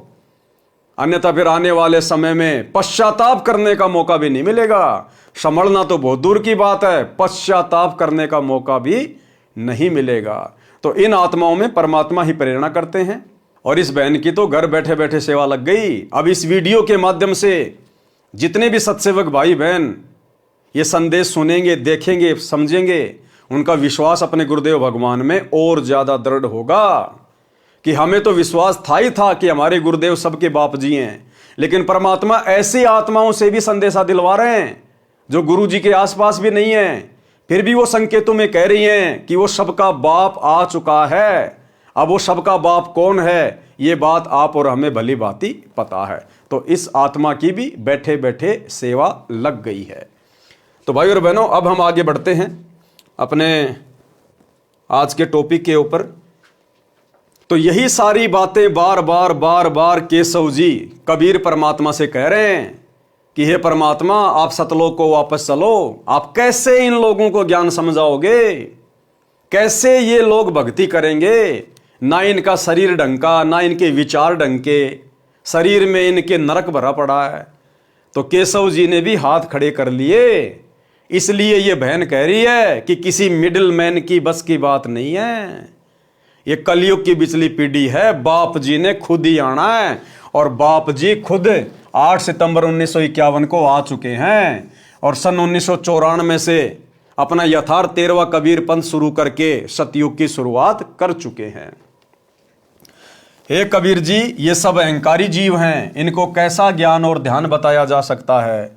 ये कैसे भक्ति करेंगे? हे कबीर जी, आप इनमें कहां फंसे बैठे हो? हे कबीर मन भावने, यानी मेरे प्रिय सुन, आपकी बात उत्तम है। आप जैसा साधु हो ही नहीं सकता। आप इनका कल्याण चाहते हो, ये आपको कष्ट देते हैं। गुरुदेव भगवान हमारा कल्याण चाहते हैं, भक्तों का भी और जगत का भी, क्योंकि परमात्मा के तो सभी बच्चे हैं। लेकिन जगत वाले भी अपने बाप को ना समझकर पिछले 30 वर्षों से इनके साथ में अभद्र व्यवहार करते आ रहे हैं। और खुद के भगत भी अपने बाप को ना समझकर बरवाला कांड को करवाने में विशेष भूमिका निभा चुके हैं। जजों को भड़का के, प्रशासन को भड़का के, जजों के खिलाफ 3 पुस्तकें लिखकर और बरवाला कांड में अपनी मनमानियां करके हम भगत भी अपने भगवान को दुखी कर चुके हैं। और वर्तमान में भी 2014 बरवाला कांड के बाद से लेकर वर्तमान 2024 तक भी सतलोक आश्रम मैनेजमेंट हरियाणा ने ना जाने कितने भक्ति विरुद्ध कर्म करके राजनीति करना, स्टेडियम बनाना, हॉस्पिटल बनाना, गुंडों की सीबीआई जांच करवाना, चंदे के रूप में उनको पैसे देना, आरक्षण में भक्तों को बैठाना, चंदे के रूप में जाट आरक्षण में पैसे देना, दुनिया भर की धर्मशालाएं बनवाना, लोगों के लिए रोडें बनवाना जो कि प्रशासन का काम होता है, फ्री में बसें चलाना, एम्बुलेंस चलाना, दुनिया भर का ऋण वो कर्जा भक्तों के ऊपर चढ़ा रहे हैं, क्योंकि सारी व्यवस्थाएं भक्तों के दान से की जा रही हैं। तो आज हिसार जेल में बैठे हुए उस बाप जी को सतलोक आश्रम मैनेजमेंट हरियाणा पिछले 10 वर्षों से ज्ञान विरुद्ध हरकतों से दुखी ही कर रहा है। आपकी बात उत्तम है, आप जैसा साधु हो ही नहीं सकता। आप इनका कल्याण चाहते हो, ये आपको कष्ट देते हैं। उस लोक में जहां आपका निवास है, 5 तत्व की देही नहीं है, दम यानी श्वास से भी उस शरीर का कोई संबंध नहीं है, बिना श्वास का अविनाशी शरीर है। कबीर जी ने उत्तर दिया।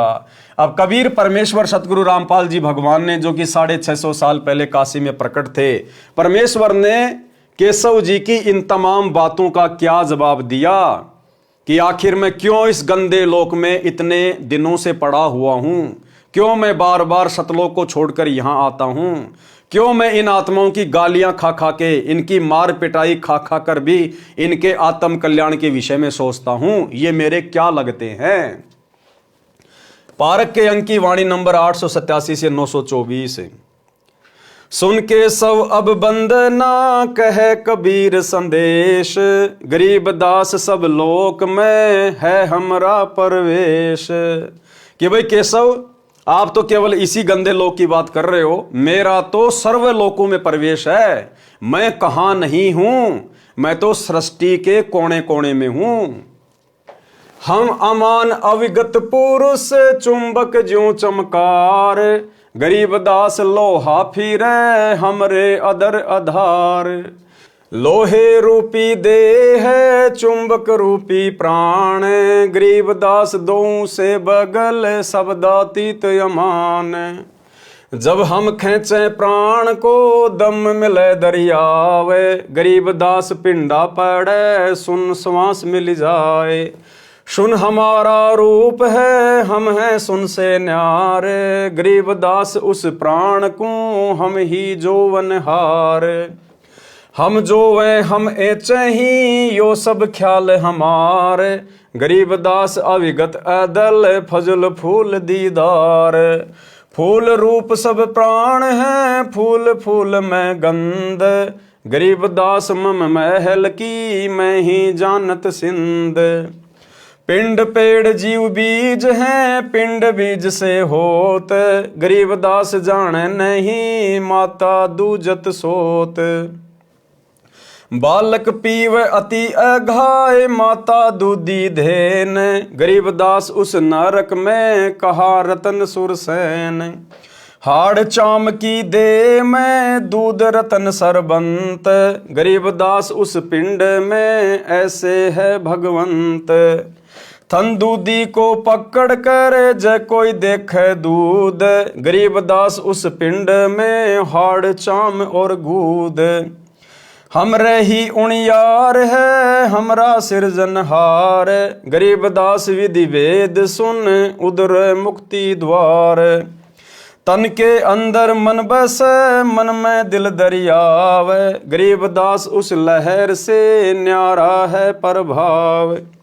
चित के बीच चबूतरा तहाँ वहाँ रहन हमारे, गरीबदास उस महल में दूजा नहीं लगार। हृदय की खिड़की खुले एनक मध्य अनूप, गरीबदास घट घट बस रहे गगन जलकूप। जल से गगन ने भीजी है नहीं सुकावे धूप, गरीबदास मम देश यों सुन से न्यारा रूप। हम हैं सुन सनेहिया सुन के सब करतार, गरीबदास हम चरण से उतर जीव अपार। जुग 70 हम ज्ञान दे जीव न समझा एक, गरीबदास घर घर फिरे धरे कबीरा भेख। 70 युग सेवन किए किने न बूझी बात, गरीबदास मैं समझावत हूँ मोहे लगावे लात। कल्प कोटि जुग बीतिया हम आए हर बेर, देखो क्या कह रहे परमात्मा केशव से, कल्प कोटि युग बीतिया हम आए हर बेर, यानी हर बार इस पृथ्वी पर हम ही आए हैं, कोई अवतार नहीं आया, किसी को भेजा नहीं है सतलोक से। कल्प कोटि युग बीतिया हम आए हर बेर, यानी हर बार हम खुद ही आए हैं। तो अब की बार क्या किसी को भेजेंगे क्या? अब की बार भी परमात्मा स्वयं ही आए हैं। कल्प कोटि युग बीतिया हम आए हर बेर, गरीबदास के सौ सुनो दिन भक्ति की टेर। स्वर्ग मृत्यु पाताल में हम बैठे कई बार, गरीबदास घर घर सीजा मार मार कह मार। हमरी जाति अपूर्वी पूर्व रहनी हमारे, गरीबदास कैसे जुड़े पश्चिम के कातार। हम हैं पूरब ठेठ के उतरे ओगट घाट, गरीबदास जीव दक्षिण के यो नहीं मिलती साट। हम पूरब के पूर्वी उत्तर देश उतरंत, गरीबदास जीव दक्षिण के यो नहीं संगी चलंत। जिन हमरी सीख लई काटो यम जंजीर, गरीबदास के सौ सुने ऐसे कहें कबीर। अब क्या कहते हैं कबीर परमात्मा कि जब जब मैं इस धरती पर आता हूं और जो ज्ञान बताता हूं, मर्यादा बताता हूं, और जिन जिन आत्माओं ने मेरे से शिक्षा लेकर मेरी मर्यादा निभाई है, आजीवन भक्ति पे लगे रहे हैं, कहते हैं मैं उन सब की काल की जंजीरें काट देता हूं। जिन हमरी सीख लई काटो यम जंजीर, गरीबदास के सौ सुने ऐसे कहें कबीर। फिर बाजी बिदना रचे वह नहीं जीव आवंत, गरीबदास सतलोक में अमर पटा पावंत। अनंत कोटि बाजी तहाँ रचे सकल ब्रह्मांड, गरीबदास मैं क्या करूं काल करत जीव खंड। अब परमात्मा कहते हैं भैया मैं तो सबको ज्ञान देता हूं, सबको समझाता हूं, सबके भले की सोचता हूं, लेकिन मेरा और इस काल का एक एग्रीमेंट हो रखा है। जब मैं प्रथम बार यहां पर आया था काल की तपतशिला पर, तो काल ने मेरे से वचन लिया था कि परमात्मा आप नीचे जाओगे, सबको ज्ञान दोगे, सतलोक लेके जाओगे, तो फिर मेरा पेट कैसे भरेगा? तो काल ने परमात्मा से वचन लिया था कि परमेश्वर, आप केवल उन्हीं आत्माओं को सतलोक लेके जाना जो आपके इतने प्रयत्न, इतने संघर्ष के बाद, इतने सत्संग करने के बाद जो आपके ज्ञान पर दृढ़ रहे, जो आपकी शिक्षाओं पर चले, आपकी आज्ञा में चले, जो आपकी मर्यादाओं में चले। केवल उन्हीं आत्माओं को, उन्हीं जीवों को आप सतलोक में लेके जाना, बाकी को मेरे लिए यहीं छोड़ देना। तो भाई और बहनों, अभी तक तो केवल साथ संगति से जुड़े हुए भगत भाई बहनों का सौभाग्य है जो हम परमेश्वर की प्रत्येक मर्यादाओं को फॉलो करते हुए, ज्ञान आधार से भक्ति करते हुए परमेश्वर के संग चलने को तैयार हो रहे हैं। बाकी सतलोक आश्रमों से जुड़े हुए भाई बहन वर्तमान समय 2024 तक पूरी तरह से खंडित हैं। परमेश्वर की हर प्रकार की मर्यादाओं को तोड़ के बैठे हैं। देखा देखी में महाभारत की गांधारी की तरह आंखों पर जानबूझकर काली पट्टी बांध कर बैठे हुए हैं। अनंत कोटि बाजी जहां रचे सकल ब्रह्मांड, गरीब दास मैं क्या करूं काल करत जीव खंड। किलों काल निकंद हूं जीव विध्वंस नहीं होए, गरीब दास जुल्हा कहे शब्द न बूझे कोई। परमात्मा कहते हैं, भाई केशव, मैं इतना सक्षम हूं, इतना समर्थ हूं, मैं इस काल को बांध के रख सकता हूं, बांध के। किलों काल निकंद हूं, कील मानी बांध देना, निष्क्रिय कर देना, और यह काल मेरी किसी भी आत्मा को परेशान नहीं कर सकता यदि कोई मेरे शब्द के ऊपर टिका रहे तो। लेकिन शब्द न बूझे कोई, लेकिन कोई मेरी शिक्षाओं पर टिक नहीं पाता, मर्यादाओं पर रह नहीं पाता। कीलों काल निकंद हूं जीव विध्वंस नहीं होए, गरीब दास जुल्हा कहे शब्द न बूझे कोई। मनुष्य जीव की क्या बात है पशु पक्षी परवान, गरीब दास जुल्हा कहे करी हूं हंस अमान। कि भैया स्त्री और पुरुषों की तो बात ही छोड़ दो, मैं तो पशु पक्षियों को भी मोक्ष दे सकता हूं यदि मेरी मर्यादा में रहें तो। मैं बंजारा आदि का याई हमारी साठ, गरीब दास जीव अभय करी बोहर न आवे बाट। कि मैं तो इस खेल का खिलाड़ी हूं, मैं बंजारा आदि का, बंजारा यानी व्यापारी, और याई हमारी साठ, यही हमारा व्यापार है। कौन सा? जीवों को भक्ति करवा कर सतलोक लेकर जाना। मैं बंजारा आदि का याई हमारी साठ, गरीब दास जीव अभय करी बोहर न आवे बाट। जीव को अभय करने का मतलब है सतलोक में बैठा देना। एक गाड्डे एक जारी ये नहीं मोय सुहाए, गरीब दास सतलोक में देऊं जीव मिलाए। सुन के सौ सायब धनी मैं हूं तुम्हारा दास, गरीब दास तुम हुक्म से काटत जीव की फांस। अब देखो कितनी गहरी शिक्षा है भाई और बहनों। ये बातें कौन कह रहे हैं? कबीर परमात्मा। किससे कह रहे हैं? केशव जी से। तो कबीर जी केशव जी से क्या कह रहे हैं? जबकि केशव कौन थे? खुद परमात्मा ही थे। उसके बावजूद भी कबीर जी अपने आप को केशव जी का दास बता रहे हैं। और क्या कह रहे हैं? सुन केशव साहिब धनी, केशव जी को यानी अपने ही दूसरे रूप को साहिब कह रहे हैं, धनी कह रहे हैं, परमात्मा कह रहे हैं। सुन केशव साहिब धनी मैं हूं तुम्हारा दास, कि मैं तो तुम्हारा दास हूं। खुद परमात्मा कबीर जी केशव से कह रहे कि मैं तो तुम्हारा दास हूं। इसी प्रकार सतगुरु रामपाल जी परमेश्वर सन 1994 से अपने आप को छुपाते हुए स्वयं कबीर भगवान होते हुए और उस नकली फोटो को, दाढ़ी मूंछ वाली कबीर जी की समझे जाने वाली नकली फोटो को क्या कह रहे हैं? साहेब, कबीर साहेब धनी, और मैं तो इनका कुत्ता हूं, मैं तो इनका दास हूं। तो भाई और बहनों, हमें समझ जाना चाहिए ये संदेश, ये पुस्तकों में संकेत परमात्मा ने क्यों किए, किस लिए किए, कि ये परमात्मा तो काल के साथ किए गए एग्रीमेंट के अनुसार अपने आप को स्पष्ट रूप से भगवान नहीं कहेगा, अपने आप को कबीर का भेजा हुआ कुत्ता कहेगा, उसका दास कहेगा, उसका नौकर कहेगा, उसका गुलाम कहेगा। लेकिन अब आप और हमने समझना पड़ेगा कि आत्मा आत्मा का उद्धार नहीं कर सकती। स्वयं बाप जी ही अपने बच्चों को काल के जाल से निकाल कर लेकर जा सकता है। तो 650 साल पहले भी परमात्मा कबीर जी केशव जी से क्या कह रहे हैं, अपने दूसरे रूप से क्या कह रहे हैं? उनको साहिब कह रहे हैं, उनको धनी कह रहे हैं, और कह रहे हैं मैं तो तुम्हारे आशीर्वाद से यहां जीवों का मोक्ष करने आया हूं। तो वही लीला वर्तमान में सतगुरु रामपाल जी भगवान स्वयं कबीर परमात्मा होते हुए और उस कागज के मुर्दा टुकड़े को, दाढ़ी मूंछ वाली कबीर जी की फोटो को परमात्मा कह रहे हैं, कबीर कह रहे हैं, भगवान कह रहे हैं। लेकिन आप और हमने तो समझना चाहिए इतना ज्ञान लेने के बाद, अरे गुरुदेव की तो शुरुआत में मजबूरी थी अपने आप को सीधे सीधे कबीर जी ना कहना और उस कागज की मुर्दा फोटो को कबीर जी बताना। अगर उस समय गुरुदेव कह दें कि मैं कबीर हूं, 650 साल पहले मैं ही आया था काशी में, आप और हम उस परमात्मा में 100 दोष देख लेते कि पाखंडी अपने आप को कबीर कह रहा है, भगवान कह रहा है, गांव दनाने का रामपाल जाट हमारी आंखों के सामने पैदा हुआ है। हम इनके सत्संग भी सुनना पसंद नहीं करते, इसलिए परमात्मा ने हमारी छोटी बुद्धि को देखते हुए स्वयं को छुपाया और अपने आप को कबीर जी का दास कहा। लेकिन अब 30 साल हो चुकी हैं।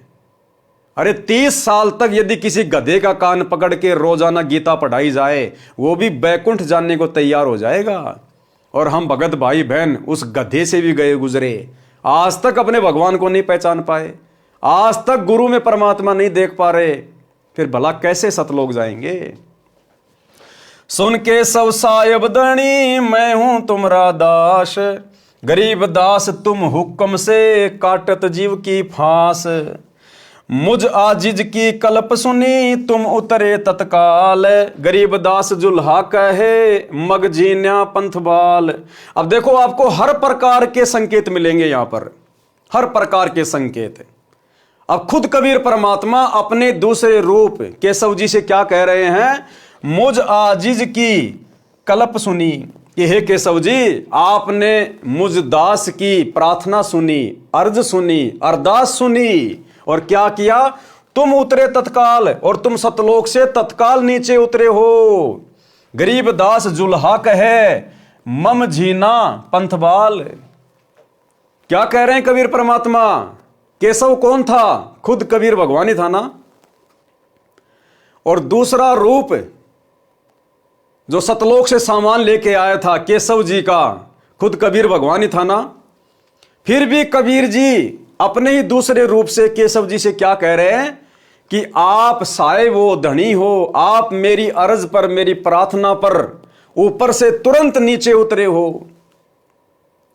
और दास यही बातें आप भाई बहनों को लगातार बोलता आया है कि 1997 में परमात्मा सतगुरु रामपाल जी भगवान जिस कबीर भगवान के आने की बात कहते हैं बार बार कि 1997 में मार्च के महीने में दिन के 10 बजे मुझ रामपाल दास को कबीर परमात्मा जिंदा महात्मा के रूप में मिले, मेरे को सार नाम का आदेश दिया और कुछ ही देर बाद अंतर ध्यान हो गए।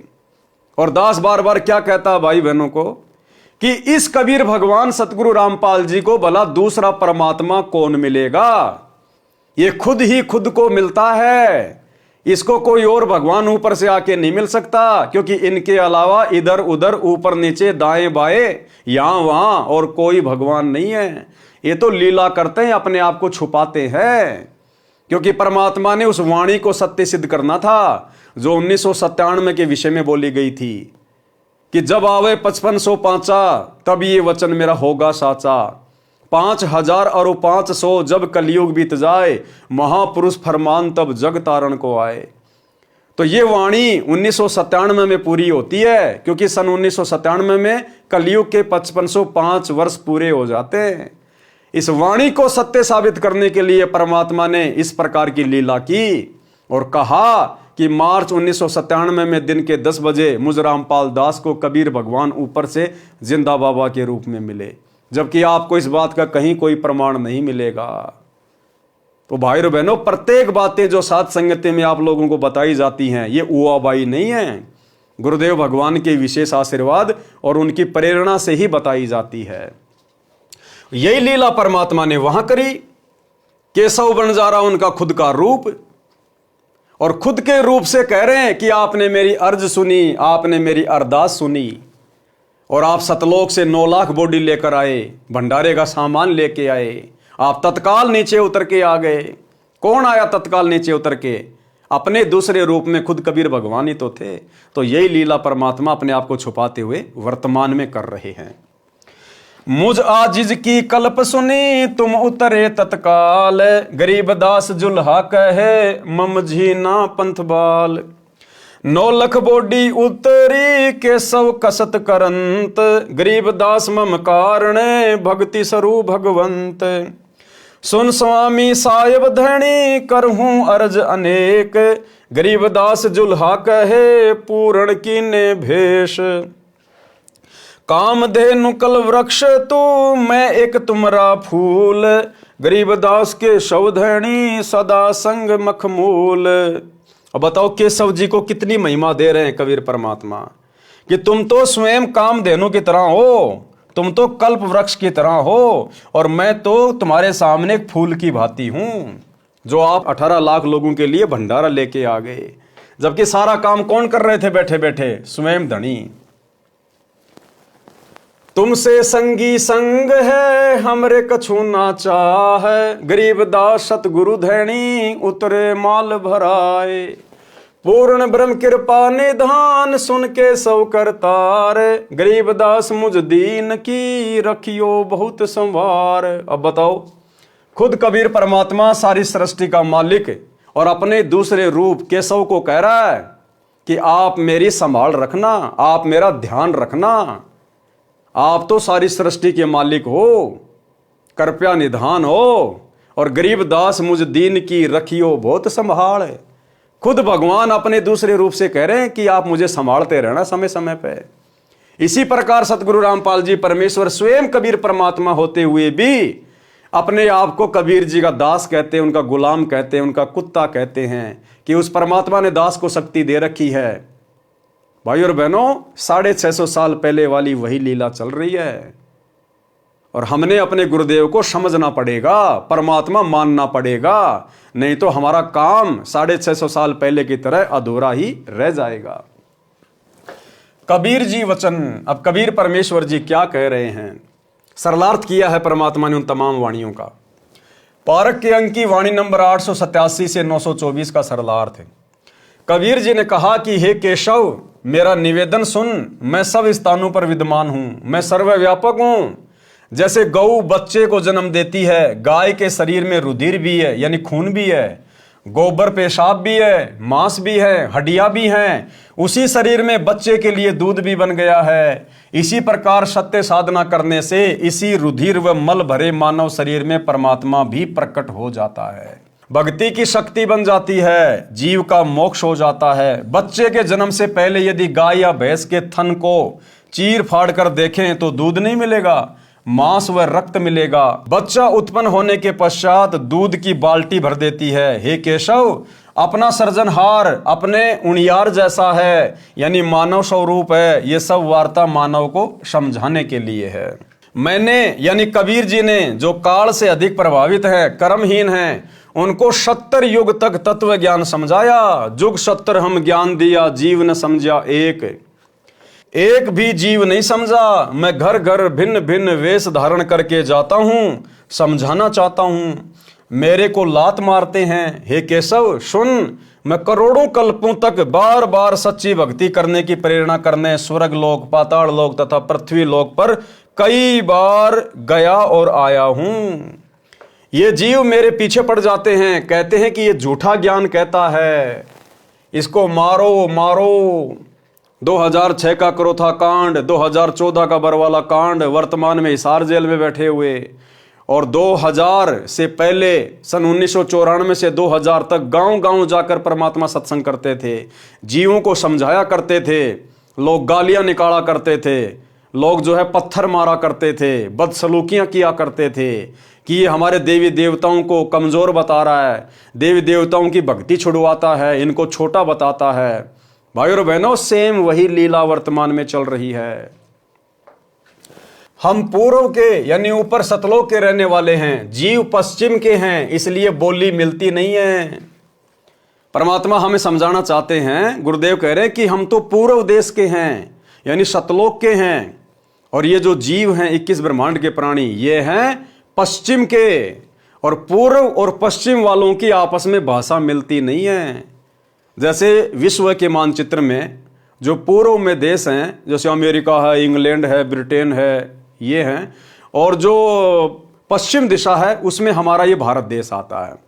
तो अमेरिका की भाषा में, यानी जो पूर्व में देश हैं उनकी भाषा में, उनके व्यवहार में, उनकी संस्कृति में, और हमारा जो भारत देश है जो पश्चिम में है, यहाँ की भाषा में, यहाँ के लोगों के आचार विचार व्यवहार में, संस्कृति में रात दिन का अंतर है। वो हिंदी नहीं जानते, हम लोग अंग्रेजी नहीं जानते। इसी प्रकार परमात्मा कहते हैं कि मैं तो पूर्व देश का रहने वाला हूँ, सतलोक का रहने वाला हूँ, और ये हैं पश्चिम के। इसलिए ये मेरे तत्व ज्ञान को इतनी जल्दी और इतनी आसानी से समझ नहीं पा रहे हैं, जिस कारण से ये मेरा विरोध करते हैं। हम पूर्व के यानी ऊपर सतलोक के रहने वाले हैं, जीव पश्चिम के हैं, इसलिए बोली मिलती नहीं है। पश्चिम यानी काललोक के निवासी हैं, यानी हमारे ज्ञान को समझ नहीं पाते। इनको काललोक का लोकवेद पढ़ा रखा है। मेरी कोशिश है कि इनको नरक से निकालूं। जिन्होंने हमारी शिक्षा यानी उपदेश मान ली, दीक्षा ले ली, उनके जम जंजीर काल के लोक के पाप कर्मों के बंधन को समाप्त कर देता हूं।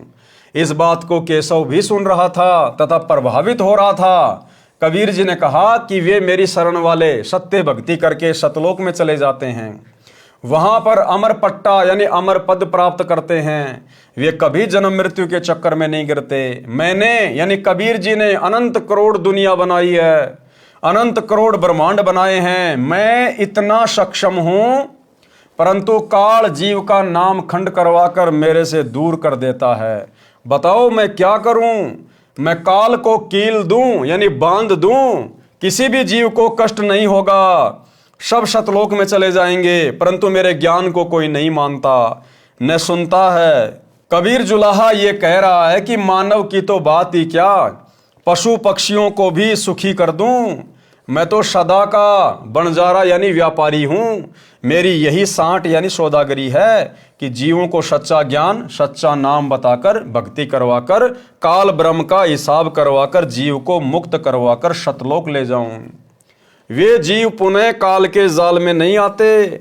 उन जीवों को अमर कर देता हूं जो भिन्न भिन्न धर्म बनाकर काल ने आपस में लड़ा रखे हैं, भिन्न भिन्न रीति रिवाज बना रखे हैं। हिंदू मुर्दे को जलाता है, मुसलमान इसे बुरा मानते हैं, वे जमीन में गाड़ते हैं। मुझे ये अच्छा नहीं लगता।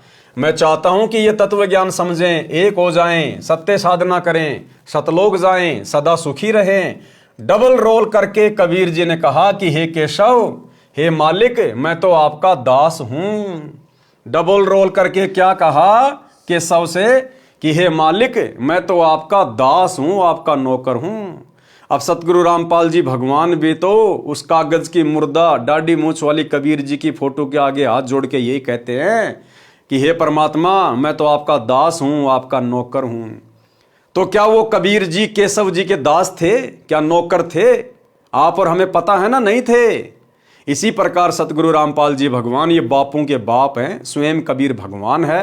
आप और हमें भक्ति समझाने के लिए परमात्मा एक प्रकार से दास की भूमिका कर रहे हैं। डबल रोल करके कबीर जी ने कहा कि हे केशव, हे मालिक, मैं तो आपका दास हूं, आपकी आज्ञा से जीवों के कर्म बंधन काटता हूं। मुझ आजिज की पुकार सुनकर आप तत्काल सहयोग के लिए उतरे हो, 9 लाख बॉडी लेकर आए हो, मेरी लाज रखी है। आपके कारण भगवान की सच्ची भक्ति प्रारंभ होती है। हे केशव साहिब धनी, मैं आपका धन्यवाद करता हूं कि आपने सब पंथों के साधुओं को पूर्ण रूप से तृप्त किया है। आप तो कामधेनु यानी मनोकामना व सब प्रकार के खाद्य पदार्थ देने वाली देवताओं की गाय के समान हो। मैं आपका छोटा सा फूल यानी बच्चा हूं। अब बताओ, खुद भगवान अपने दूसरे रूप को केशव को कह रहा है, मैं तो आपका बच्चा हूं। अब यही भूमिका तो वर्तमान में उस दाढ़ी मूंछ वाली फोटो के सामने स्वयं सारी सृष्टि का मालिक कह रहा है, निभा रहा है कि मैं तो कबीर जी का दास हूं, कबीर जी का नौकर हूं। आप जैसे साथी मेरे साथ हैं, फिर मुझे क्या चाहिए? अरे ये शब्द तो आप और हमने कहने चाहिए कि हे गुरुदेव भगवान, आप जैसा साथी हमारे साथ है तो फिर हमने और किस बात की जरूरत है, फिर हमें क्या चाहिए? मेरे सतगुरु धनी, आप माल भरकर उतरे हो। हे पूर्ण ब्रह्म केशव करतार, मेरी अर्ज सुनो। मुझ दीन का बहुत ध्यान रखना, काल लोक में मेरी सुध लेते रहना। खुद परमात्मा होने के बावजूद भी अपने आप को छुपा रहे हैं। तो आज कैसे खुल्लम खुल्ला कह देंगे कि मैं कबीर हूं? ये ज्ञान इसीलिए तो दिया है, ये बिचली पीढ़ी का समय और ये शिक्षा और ये प्रमाण किस लिए दिए हैं? कि हम अपने गुरु को पहचान लें कि हमारा गुरु किसी का नौकर नहीं, हमारा गुरु कोई दास नहीं, कोई आत्मा नहीं, बापों का बाप है, कोई मिडिल मैन नहीं है, स्वयं कबीर भगवान है। पारक के अंक की वाणी नंबर 925 से 930। सुन कबीर के सौ कहें जो कुछ करो सो कीन, गरीबदास मुख्तार तुम दीन बेदीन। सुन सतगुरु तो से कहूँ तुम हो दीन दयाल, गरीबदास आदीन में तुम साहिब अबदाल। अनंत कोटि ब्रह्मांड को त्यारत लगे न बार, गरीबदास के शौक हैं तुम ही दारमदार। तुम ही दारमदार हो यहाँ कल्प नहीं इंच, गरीबदास के शौक हैं तुम रे ही परपंच। तुम परपंची आदि का अनंत जीव तुम त्यार, गरीबदास के शौक हैं तुमको ली घनसार। अनंत लोक ताना तण्या गुद्दी गाठी तू बीन, गरीबदास के शौक हैं तुमको ली परवीन। केशव जी के वचन तथा भंडारा संपन्न की वाणी। अब भाई और बहनों, आज की वीडियो में हम केवल इतना ही लेंगे। कल रात्रि 8 बजे सभी भाई बहन फिर से लाइव जुड़िएगा। आगे कबीर परमात्मा की और केशव जी की और क्या क्या बातचीत होती है, और काशी में जो भंडारा परमात्मा ने करवाया अपने 18 लाख से अधिक आत्माओं को, फिर उसमें परमेश्वर ने और क्या क्या ज्ञान गोष्ठी की, और किस प्रकार से आत्माएं भंडारा लेकर तृप्त हुई, और कैसे परमात्मा की जय जयकार करने लगी, और कैसे सिकंदर लोदी का धार्मिक गुरु शेख तकी अंत में फिर भी बाज नहीं आया, और कैसे परमात्मा ने अंत में उसको उसके कर्मों की सजा दी। तो कल रात्रि 8 बजे सभी भाई बहन फिर से लाइव जुड़िए। तब तक गुरुदेव भगवान हम सबको आज्ञा दें, इजाजत दें, आशीर्वाद दें। बंदी छोड़ सतगुरु रामपाल जी भगवान की जय हो। भाई जो गुरु बचन पे डट गे, कट गे फंद 84 के, कट गे फंद 84 के, कट गे फंद 84 के। भाई जो गुरु बचन पे डट गे, कट